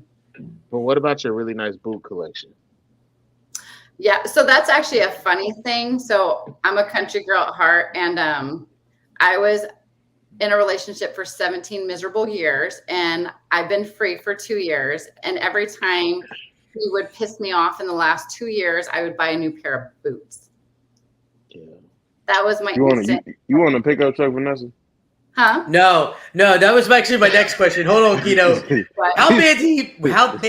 Kino asked if you had a pickup truck, and my question was, how bad did he have to piss you off for you to go buy a Corvette? So I did used to own a truck and a toy hauler, and I was going camping by myself. I knew something about you. I couldn't. For so I know someone. There's nothing better than taking a toy hauler into the middle of the woods where there's absolutely nobody, taking your razor out and just going for hour-on-hour rides away from the world. Like, that is my favorite thing to do. But none of my friends wanted to go, so I was tired of taking the toy hauler out. So I was like, you know what? I ain't got kids. I ain't got a man. I ain't got no responsibilities other than my shop. So I traded the toy hauler and the truck for a Corvette. The best thing about having a truck is giving somebody trying to race you in a Nissan It's Altima it's all selling it. 8 cylinders of your Hemi. The best thing about that truck is selling it. I have a Toyota too. I have a Highlander, so I have an SUV that does all my shop stuff, and then that's just for fun. Yeah, Gotta have fun in life. I agree. But see, Killer Z you were smart though. proposes. You were smart though because you got your Pathfinder as a foreign car. You were smart. You're going places. Shut up. Put That's- your car in storage That was unit. like a little poke. A gentle poke. A gentle poke. You're going Put- places. Put that car in Stay away from a Stay away in from the back. American cars. you just being a hater. Hey man, Killer Z asked the actual question. I gotta check on my keys. What's up, Killer Z? What you talking about, man? Where we at? Let's see what this question is. I can play Travis. Does USR work with lawyers on a regular basis when these proposals and hearings come about? And if not, why? Yeah, we do. I mean, some of them we're able to combat without that, but others, yeah, obviously we're going to have to get more people involved in it to fight it. I mean, it comes to like when you go to court, sometimes you got to get a lawyer, sometimes you don't got to get a lawyer. It's the same type of battle. So yes, legit question. They hate on Mazda. They hate on the Mazda. I saw what Tracer The said. Mazda truck. Hey, if your car gets you from point A to B, it don't matter what it is. Trey's You was know. just jealous, man. You know what Yeah. I'm saying? He think that just because he got a big stupid V8, that'll make him a big tough guy. Oh, V8s are cute. I got 650 horsepower in my bed. Whew. Sucker fast. 3 seconds, 65 miles per hour. Bam! That's how it is in the Yep. Mazda. You know what I'm saying? The Mazda No, truck. it's not. You know what I'm It is saying? not. 2.8 seconds. 2.8 seconds. I'm 0 to 80. Gone. You are not. You didn't even know it. In You a are Mazda? not doing that in a Mazda. you wouldn't even know it. You didn't even know it. He can The Mazda dream. truck Let get- him dream. Let him have his The dreams. Mazda okay? truck get up out of that. Vanessa, if I see you on these streets in Chicago, I'll leave you.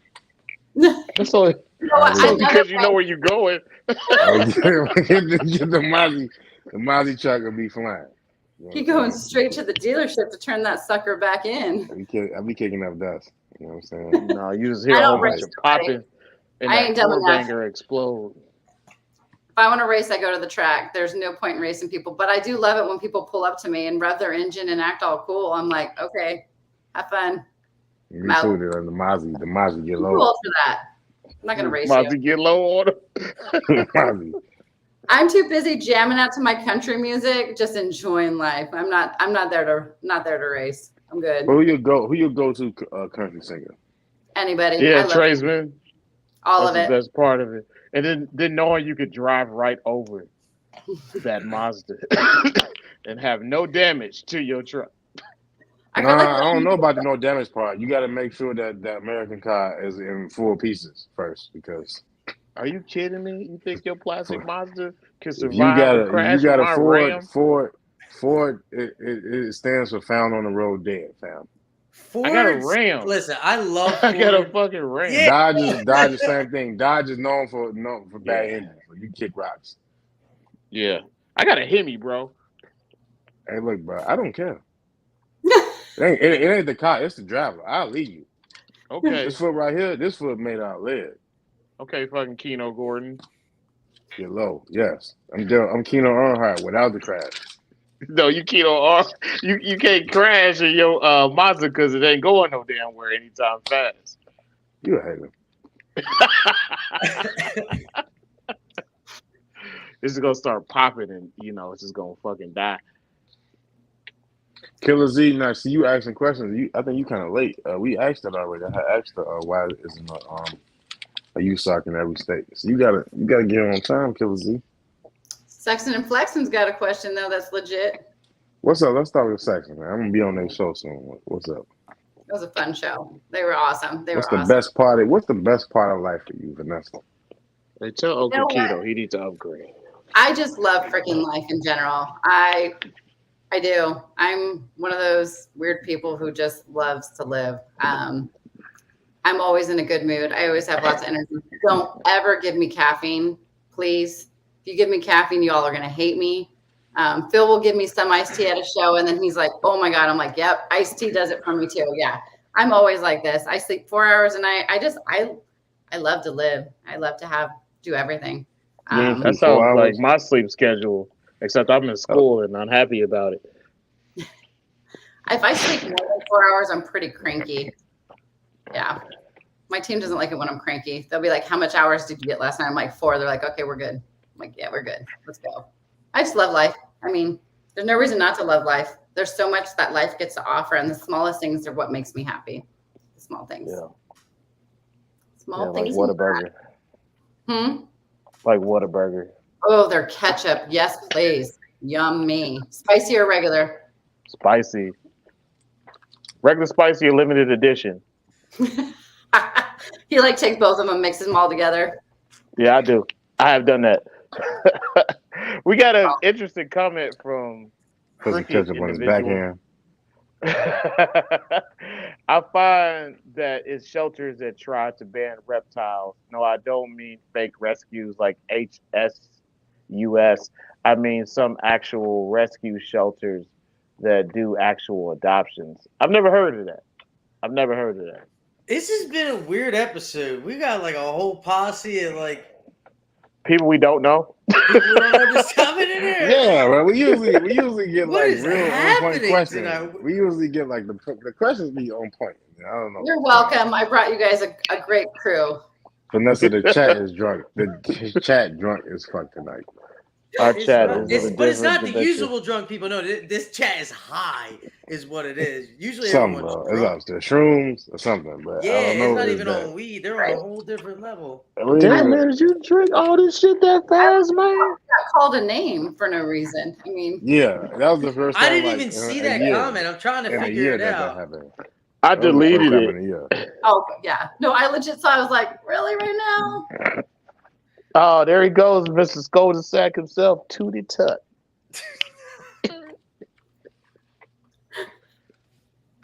Oh man, Tug, I haven't talked to you in a few days, man. I miss you, bro. Aww. Yeah, Here, man, hold this thing. If you don't know Vanessa, Chuck got into an accident last week, man. He was without Chuck.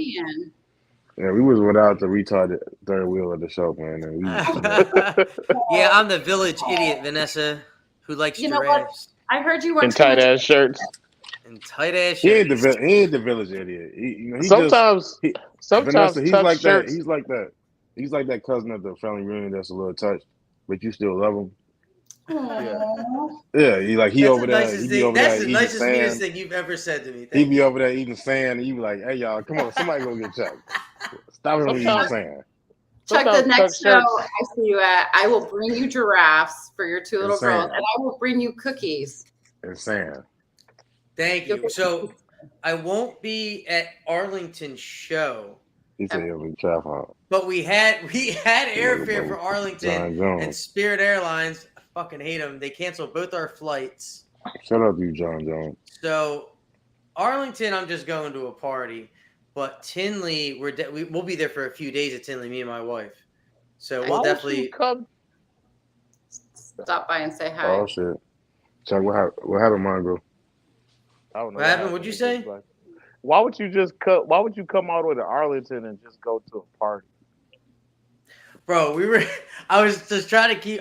So it was like basically like hooked up, and I was just keeping it secret. I just told Bill and Alex, but I was talking to Bill, and Bill's like, "Oh, come to the Chondro party, like it's epic Friday night." I was like, "All right, cool." So I booked flights. Like we were coming at Friday afternoon, going straight to Bill's house. Me and Joe were partying there, going home at 1 and leaving at 10 a.m. the next morning. But fucking Spirit moved all my flights around, so now I gotta figure it back out. But we plan on just flying down, partying at Bill Stiegel's house for the Chondro party, and then just flying right back. So you fucked up when you booked for Spirit. I mean, that's what I did last time, but man. White people not supposed to fly I never Spirit, booked for Spirit unless I want to. Y'all supposed to fly Good Airlines, bro. Yo, did you ever see the TikTok with Spirit? Yeah. Did you ever see the TikTok with Spirit, bro? Or no? No. Oh, not me. God, you talking about the one with the lady? She had the I feel like Jill gonna be. I feel like Jill gonna be on Spirit Airlines looking weird as hell, just like, why are these ladies going to get BBLs? Oh no, bro. It's gonna be an odd scene, Chuck. But no, I'll see you at Bill's party. Yeah, we're trying to rebook, basically. But we had I can't believe that they switched our flight, so they just they refunded everything. Well, I mean, I guess that's good. I want to thank everybody for flying with us today.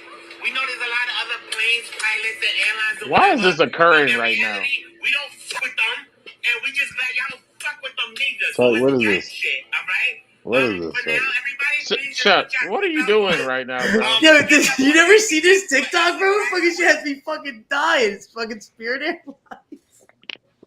I don't have TikTok on my phone because of Chinese malware and spyware. I don't listen.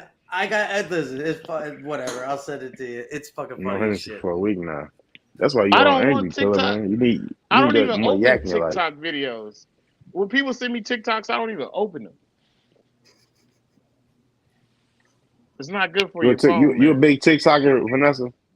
I am. I love TikTok. Sure. It's one of my great ways to reach kids.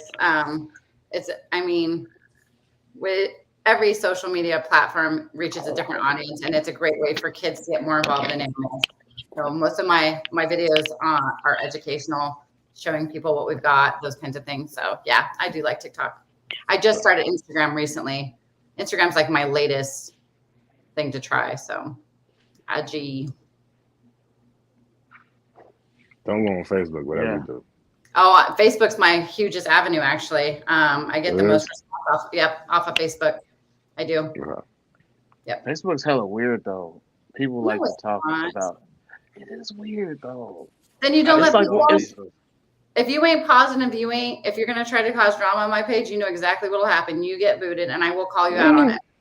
So use social media avenues for positivity. Don't roll up on me and try to bring in drama. I don't know. I remember. I'm gonna show you how old I am. I am so old that my Facebook serial number has 6 digits, and I had a Facebook account when you had to have a .edu account to get one. So that's how long I've had Facebook. Holy shit! I'm fucking old. All y'all with the that was like 2009. You 57 or something? No, that was like 2006. How old are you, Travis? 57? Wow. I'm 35. I'm younger than you. I had an earlier Facebook account. I just started my new one after my divorce. So. I'm older than all of y'all. I just turned 30. I just turned 34 2 weeks ago. All babies. Oh. The day after the Greg Maxwell. I just turned 32. I turned 34. Yeah. No, you did. We're 87. Is that on your fake Instagram profile? Which profile that be on? That's on my Tinder. No, I'm just playing. I don't got no Oh. No, I'm just playing. That's just a joke. These are jokes. I don't got it. You know, get me started on dating apps because they are awful. No, I never did it. I never did a dating app. I don't do that weird shit. You're lucky. I think that's weird. Think what? I think you should be able to meet somebody in person and approach them in person. Trust me, that'd be very nice. That online dating shit is strange. Yep. Welcome to. Mess around, end up in somebody's trunk, and then. Oh, Tucker. Chuck had a question. Oh, thank you. So what is your favorite animal to work with? Hey, shout out to Tuck, man. And teach. Yeah, man, we love you, Tuck, bro. I have so many at the shop that I work with. I have a tarantula named Waffles. She's a rose hair tarantula. So if kids are afraid of tarantulas, I bring out Waffles. I have a tegu named Moana, black blood. She's awesome. I show kids that whether, she is big, but she's beautiful and she is super sweet. I have snakes that it just kind of varies. I don't really have a go-to. Obviously my dogs are at my shop 24/7 and people literally, if I don't bring my dogs to work, like I get in trouble for that. They're like, where are the dogs at? And I'm like, they stayed home today. Like I have other things to do too, but I don't really have a go-to. I just like to show kids, and I actually was going to start to do a summer program where kids get to come in and touch things. So like have a group of 10 kids so they can come in, like touch a rabbit, touch a rat, touch a snake, and get the feel for the different animals. And I could actually captivate the audience all together with like 10 kids. So I thought about doing that as a summer program this year. I usually do a volunteer program with kids, but I think I'm going to do it a little bit different this year for the kids after my anniversary this weekend. So, or this weekend, I guess. But yeah. I was going to ask you, I know STEM programs are becoming more popular in school systems, but it's more geared toward like science and stuff. And have you thought about having like your own personal program that goes out to schools, like maybe once a week? You got like a rotation of 5 animals to, expose the kids to this with schools. So I work closely with a lot of schools here in Arizona, the marine biology departments. I work for 4 or 5 schools now. So yeah. And then also a lot of our animals that are relinquished, that are brought back to us from other stores, not my store. After they're healthy and they're at a QT, I actually will put pets in classrooms too. So it's another thing I love to do is helping out the community that way. Yeah, that's the best way to do it. How long is your quarantine, by the way? How long I'm glad is what? you mentioned that. How long is your QT? It varies. It depends on the animal, what shape they're in. It just kind of varies in all honesty. Sometimes it can be months. Sometimes it can be weeks. I've had permanent reptiles now because were just something that we ended up, my team and I get it attached to very quickly. So then they become permanent pets, permanent employees of the pet shop. So it happens before you often. Before you leave, Vanessa, I want to ask you about your rescue situation. Can you explain what happens when people drop off the animals and, the situation at hand that's been going on? Yeah, so I don't mind people bringing animals to me. The biggest thing is giving me a heads up because one, I need to make sure I have space and I have the room for them at the time. Because you got to keep in mind, I'm not going to stack a whole bunch of animals if I don't have the room for them and don't have the time to care for them. So when it comes to your pet shops, please call ahead and ask them if they have space for something before you just drop it off in front of their front door. Because when I come into my shop, I go through my back door. I don't open my front door until customers start coming in. And when I open up my front door and there's a live animal in a box or a jug or whatever it is very disappointing to me because that is not fair to the animal and not fair to the person that's having to care for that animal, not knowing any history, what's going on, those kinds of things. So I just ask you to please talk to your pet shops. Please reach out to them and ask them before just dropping something off because it's not fair to the animal at all. Yeah, the last one was a rabbit in a shoebox. And thankfully, I have an amazing friend who was looking for a rabbit, so we put the rabbit in with them. But yeah, it's just disappointing. So reach out to your pet shops. Reach out to That's terrible, man. Drop a damn rabbit off in a shoebox. Oh yeah, it was. And they tucked it up so close to the door because I have glass doors, and then there's like a metal frame, and I didn't even see it at all until I opened up my doors at 11 o'clock, and I'm like, what is this? And then I open them like, are you freaking kidding me? I'm like, there's a freaking rabbit in a shoebox right now. I was beyond, not happy with it. Not happy at all. Please don't do that. It's not okay. It's so not okay. And I have them on camera. Rabbit. No, go ahead. I have cameras that point out both of my doors for that reason. Obviously, I didn't prosecute them or anything like that. But please just don't do it. Like, it's not okay. Just don't. Don't. Yeah, rabbits die in extreme heat very quickly. Okay. In Arizona, we ain't cold. Yes, very. I had somebody drop off. I know what some rescues you've seen the worst of the worst too. Me? Yeah. I've seen some pretty awful things. Most of them I've been able to save though, thank goodness. I've been around animals long enough to know, the things to look for, the things to treat for, those kinds of things. So thankfully I've been able to save quite a few animals, but it just comes down to just talk to us, call us, talk to us, send me an email. And most of the time I can actually help people solve their problems too. Like, this isn't eating. Okay, well, before you just drop it off, let me help you try to figure out how to get it to eat again. Like, let me walk you through some steps, some through processes, because they want to keep the animals. It's not that they want to get rid of them. They're getting frustrated because they can't figure out how to get them to do something. So call me. I will be your expert. Facebook message me, email me. I will walk you through some steps to try to help you to be able to figure out what's going on with your animal. That's what I'm there for, literally. Okay. No. All right. You say you got over 25 years of experience with reptiles. How do you treat your respiratory infections?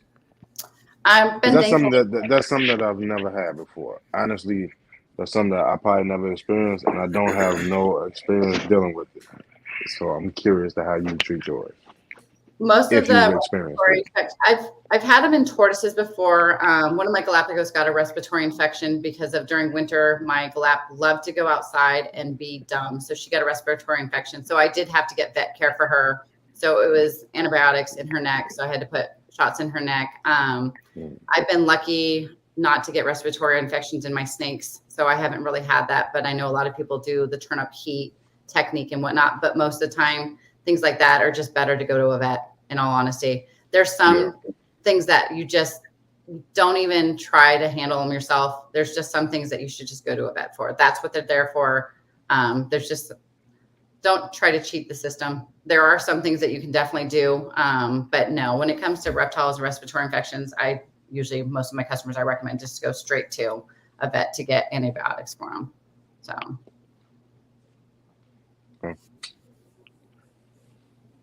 I don't know, was it Cricket Cow, Cuckoo Cow? Did Rain send you too? That's my only question. But I think that it's been very informative to hear about, how somebody actually runs a pet shop, because we don't really know. I also always had questions about pet shops in quarantine. If you could tell me anything about that. Quarantine it just varies upon everything in my store. It just I don't know how to explain it. So most of my reptiles are all from my friends. So I know they're captive bred. I know where they're coming from, what their homes look like, and how they care for them. So most of those animals, once they're eating, I'll put them up for sale pretty quickly, just because I know where they're coming from.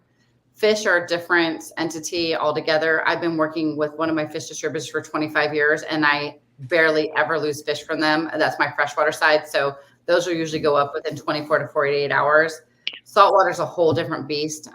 Usually those can be on quarantine, sometimes even up to a week, until I know everybody's eating healthy. And then I have different systems. So my saltwater system, I have a true quarantine in the back room, and it's all individual tanks. Then I have what I call my swim 1, my swim 2, and my reef system. My reef system is all captive bred. Clownfish, there's nothing wild caught that ever goes into that system. And swim 1 and 2, swim 1's my first system they show up into. Once they're out of that, they go to swim 2, and then I bring new fish into swim 1. For freshwater, it's 120 individual tanks. Every tank is plumbed by itself. So if one fish in a certain tank has a problem, it's just that tank specific. And I actually put 6 signs up that says, we're not feeling well. We're being treated right now. Once we're feeling better, you're more than welcome to ask an employee if you're interested in purchasing us when they feel better. I have a pharmaceutical license for that purpose, to be able to treat fish. I've been studying fish diseases for just as long as I've been running pet shops. So that's something I am definitely having in, and having to learn different meds and things that when things change as well. So you can write your own prescriptions? No, I can't write my own prescriptions, but I have a pharmaceutical license to be able to carry certain fish meds in my shop, to be able to educate people on how to treat certain diseases within fish or things that are going on within fish. That's cool. I guess these are my last 2 questions. First one is I want to talk about the reefs, because I don't have a lot of knowledge of reefs at all. So how do you say, if you said a lot of your reefs are captive bred? Say if you wanted to incorporate a reef that's wild caught.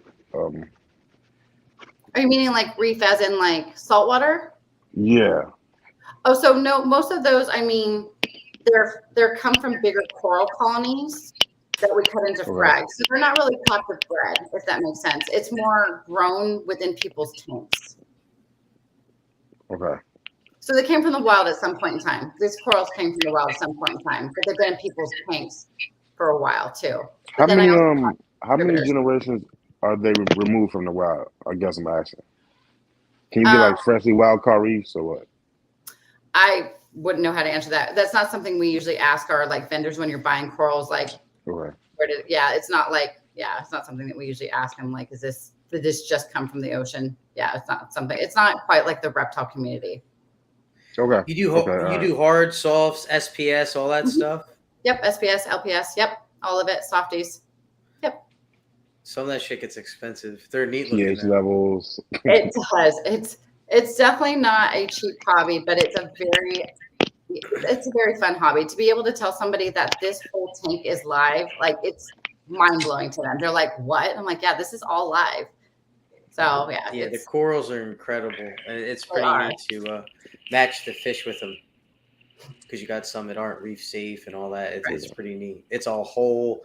I like all the little ornamental shrimp. Yeah.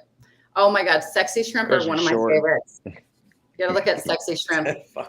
They're little teeny tiny shrimp, and they dance with their butts. They call them sexy shrimp. I like the ones that's fried. I like the coconut. Like a lead into Forrest Gump. I like shrimp. I like coconut shrimp. I like shrimp gumbo. I like shrimp gumbo.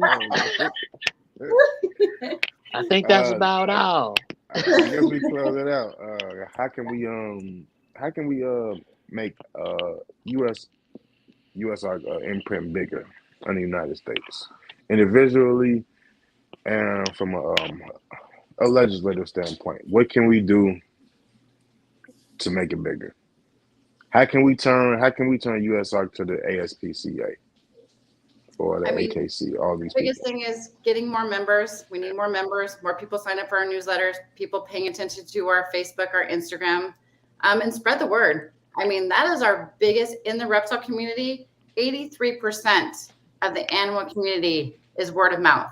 So we need to spread everything. Word of mouth. Randy, you petty. You're a petty bastard. I mean, you can't. It's not a Mazda. It's a Mazzy, first off. Hey, we're having a serious conversation, Mr. Randy. Man. I'm just kidding. I would also like to see people using hashtags more often. Hashtag USARK. Hashtag USARK official. Like, let's start using those hashtags, because the more that we get that out there, the better it's going to be in the long run. We all know what hashtags do. So post a picture of a beautiful snake and put hashtag USARK. Let's start spreading the word. Let's get it going and rolling. Can you tell people how they can become USARK officials themselves? What do you mean? Like me? Like if they, well, yeah, but it like in a different state. Like let's say somebody wanted to be really dedicated to like doing USARK in Illinois. In Illinois. I would say reach out to Phil. Honestly, he'd be the one that would help get more people involved in each state. Phil would be the person that would head that off right now. But yeah, it would be wonderful to have representatives in every single state. It'd be amazing. USARK does support their own legal battles, though. Killer Z. They have lawyers. But what she said was we need more volunteers. Killer. I don't know if you saw that, but you need more volunteers. You know what I'm saying? We need more people like us to be out there. I'm always short volunteers at every single show, even at the shows, to get people to help volunteer at the shows. Like we're always short staffed on that too. So, and we realize it's a volunteer opportunity. You do get a shirt and some swag and some cool stuff, but yeah, it's all volunteer. But keep in mind, this is who's fighting for our rights to keep reptiles in our homes. So without USARK, we wouldn't have reptiles. So giving up a few hours of your time is well worth it. I give up a lot of my time for it because I want to make sure I can still own my pet shop and I can still own the reptiles I want to own. So some of these ideas, Killer Z, if you go and volunteer, you could bring these, forth yourself, and then, we could make something happen personally. And Randy Pig still drives around listening to his Chris Gaines CD.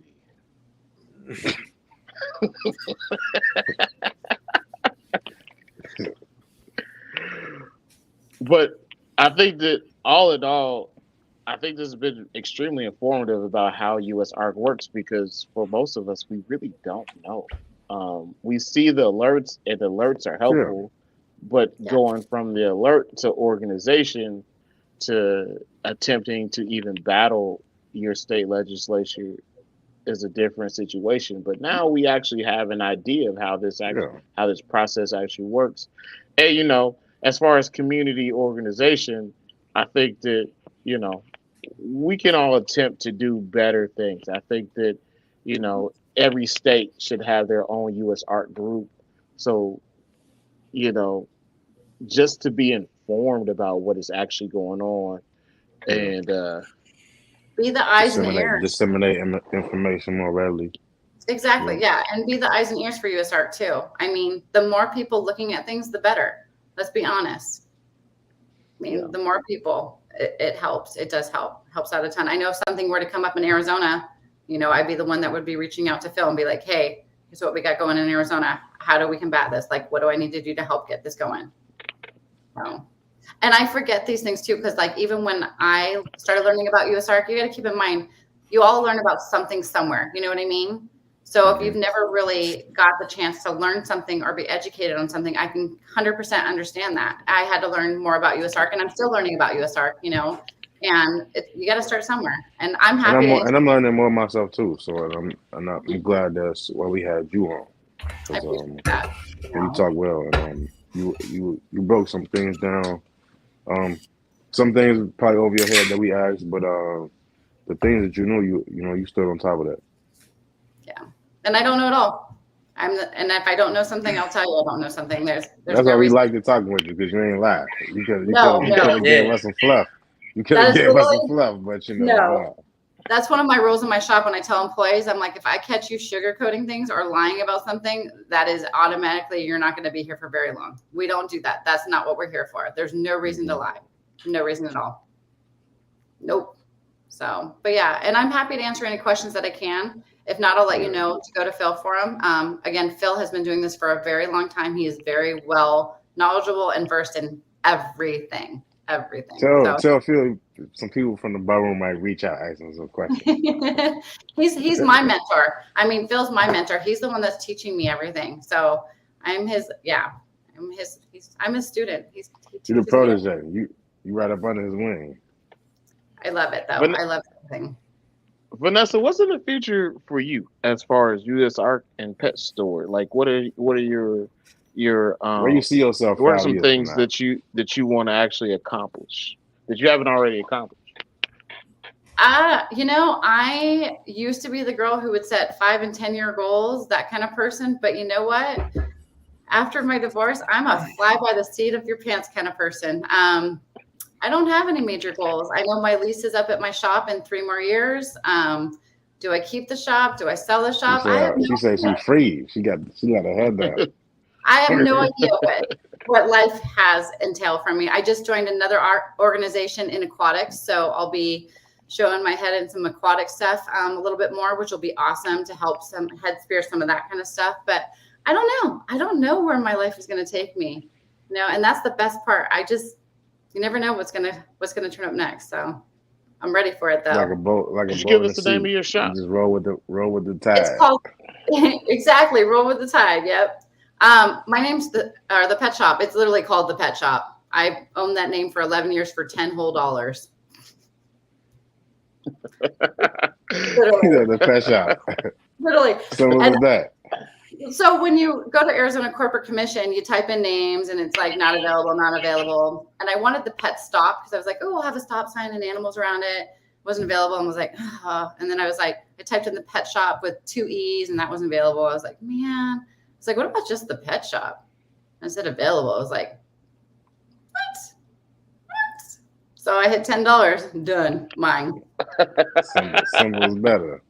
Mine for $10. Yeah. So, but yeah, it's always fun when people are like, what do you do? I'm like, oh, I work at a pet shop. And they're like, what pet shop? I'm like, the Pet Shop. They're like, what's the name? I'm like, the Pet Shop. I never tell people I'm the owner. So it's funny. They'll come in and be like, you said you work here. You look like you're the owner. I'm like, oh yeah, I'm the owner. I'm like, it's just what I do. I'm part of my team. Why wouldn't people think that you are the owner though? Like, But she don't want the people to think that. She want people to think she's No, just a regular person. absolutely. No, I'm part of my team. You can ask all of my employees. I'm back there doing rat racks and everything else. Nope. Yeah, I get that. I'm part I of the can get team. that. I definitely feel that. I do love to mess with people when they're being mean to me, though, and they'll be like, "Oh, I need to speak to the owner," and they're arguing with me. I'm like, "Oh, all right, hold on 1 minute. I'll duck behind my counter real quick. Duck down and come back up. Hi, it's nice to meet you. I'm Vanessa. I'm the owner." They get so mad. Oh, wow. So mad. Yeah. It's so My funny. shop is called the Pet Shop. Hey man, maybe y'all could do a collaboration or something. The pest. They're the pest shop. So they Yeah. sell the pest. I'm just kidding. Do you know Pat? I don't think so. Pat is one of the most amazing people on the planet. Great, wonderful. If I had a face, I'm a face person. I recognize face with names. I'm He good looks at that. like if you took a G.I. Joe and put it in the cupboard like an Indian in the cupboard, and it came out as like a real person, it would look like Pat. He looks like a human G.I. Joe. But you put him in a cover, and he for like 2 years straight, all he did was lift weights. So if you come to introduce yourself to me, just tell me that's who you were, and I will. Yoga man. Yoga man, kettlebell man. We love you, Pat. But before we get out of here, do you got anything else you want to go over? No, I appreciate you guys for asking me to do this. Honestly, I love helping to spread the word about USARC and everything else. I'm here for y'all. Please, that's what I want to help. I want to help spread the word. I want to help keep this hobby alive. That's what I want to do for everybody, and that's why I'm with USARC. So I appreciate you guys having me on. I'm still learning this podcasting. I think I was telling you, I think this is number 5 for me. I was about to say that you don't do a lot of these, so we definitely appreciate you having on with us. No, yeah. Yeah. Doing all our shenanigans. Yeah, I want to apologize for that bullshit that we experienced earlier. I want to I thank you, don't know what Vanessa. it is, Vanessa, but we don't usually deal with that on a weekly basis. You brought the clowns out tonight.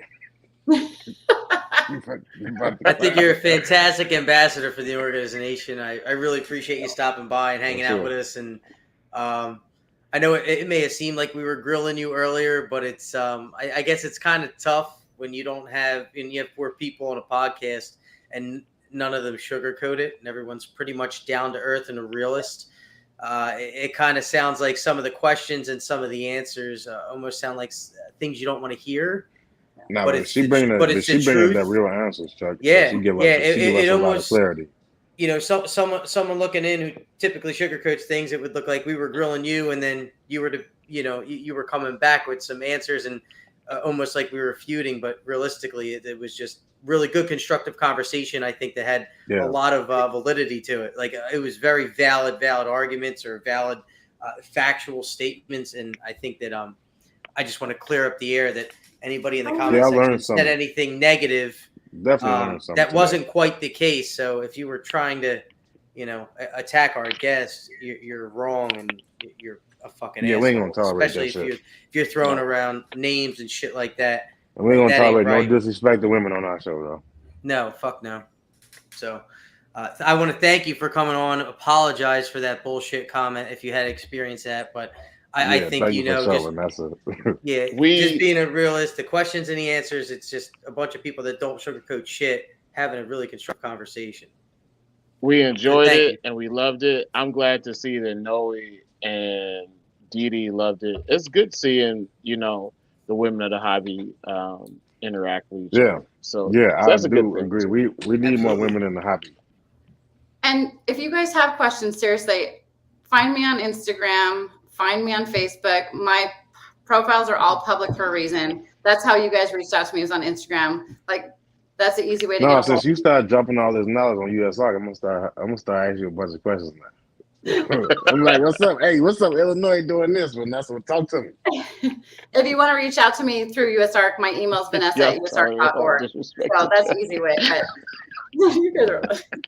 But no, ask me questions. That's what I'm here for. And I don't sugarcoat things. I will answer what I can. And no, I appreciate all your guys' questions tonight. Thank you. I know we didn't rehearse anything. I told y'all, just bring me on. Let's just do this. Let's just do this thing. There's no reason to to Thank rehearse things like that. You know what I mean? The answers are the answers. There's no reason to not have the answers to the questions that people ask. So We wouldn't want to rehearse anything anyway. There's things that are going to occur in this 2 hour time frame that aren't expected, but it's what makes the show. Um, Sometimes I think that we all miss when we were less organized and we used to just fuck around for 2 hours. but Yeah. but And shout out to our sponsor too, man. Our sponsor, he let us ride with our creative thoughts and put up with this shit, but he don't tolerate we that don't shit know, either. man. Shout out to our sponsor, man. Yes. Chris at In the Box 3D. Chris and the Yeah. Box Look, 3D. Best 3D Look, printed products if you got on some Royal arboreals Game. if you got some arboreals in your place and you need some purchase, let us know, Vanessa. We'll send you a little care package. We'll send you a care package. Yeah. well, I appreciate everybody that joined tonight, and thank you guys. But seriously, any questions, I'm here for you. Well, thank you. Pat, We will continue to bug you. Chuck Doobie live and bombs at also. And I'll see you. Every episode. You three at Sunday. Yeah. Yeah, you for will see sure. us at Tinley. I know that I know there's a long list of people that I have to see. Mostly Keno. I don't know if I'll see Chuck and whatever Chuck is getting himself into with baby oil tactics. But but I will be at the show, and I will see you. And I'm looking forward to meeting you. And I think that it's going to be a fun show this year. We know so many people that are going this year, and people that like started coming on the bar all said that we're going to be at Tinley now. I don't know if it's because of us, but we can't wait to meet a lot of people we've talked to. It's definitely a show to come to for sure. Yeah. And ARBC Tinley. Yeah. October, we'll be there. Mm-hmm. Y'all got anything else? No, that's it. Vanessa, been a pleasure talking to you, especially with somebody with so many years and experience in reptiles before you even hopped in the US. Sorry, so yeah, you got some skins on the wall. Thank you. Thank you, guys. No, thank you for joining us, Vanessa. Appreciate it. I'm glad to be back. We don't care. Shout out to Chuck making it, man. I cared enough. I got him a giraffe. Be nice to him. I love Chuck. Chuck is my homeboy. What is that called these days? It's called the what is that? Like, what would the animal be? You get at the what's the animal called? What is it, like the Care Bear or something, or a Care Bear? Nah, a My Little Pony. Am I the blanket thing that we was giving cash for his emotional comfort. support animal? Yeah, there you go. The emotional support animal for you and the I'm not very fluffy though. I'm not. Listen, I've got sharp. suede furniture in my house, and I can't have Chuck as my emotional support animal with all that baby oil he run around here wearing. I can't. He traded in the Sibian for a giraffe. I'm like,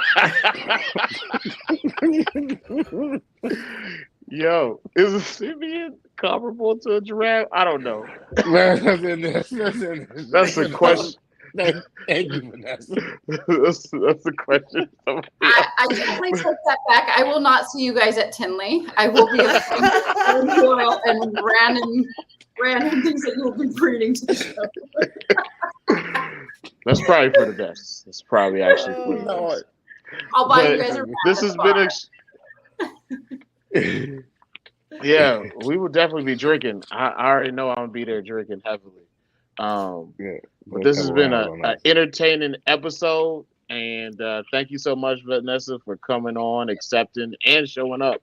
And that's it for this episode of the Chondro Bar Room. Good night, y'all. Till next week. Peace. Thank you, Vanessa. That was perfect. That was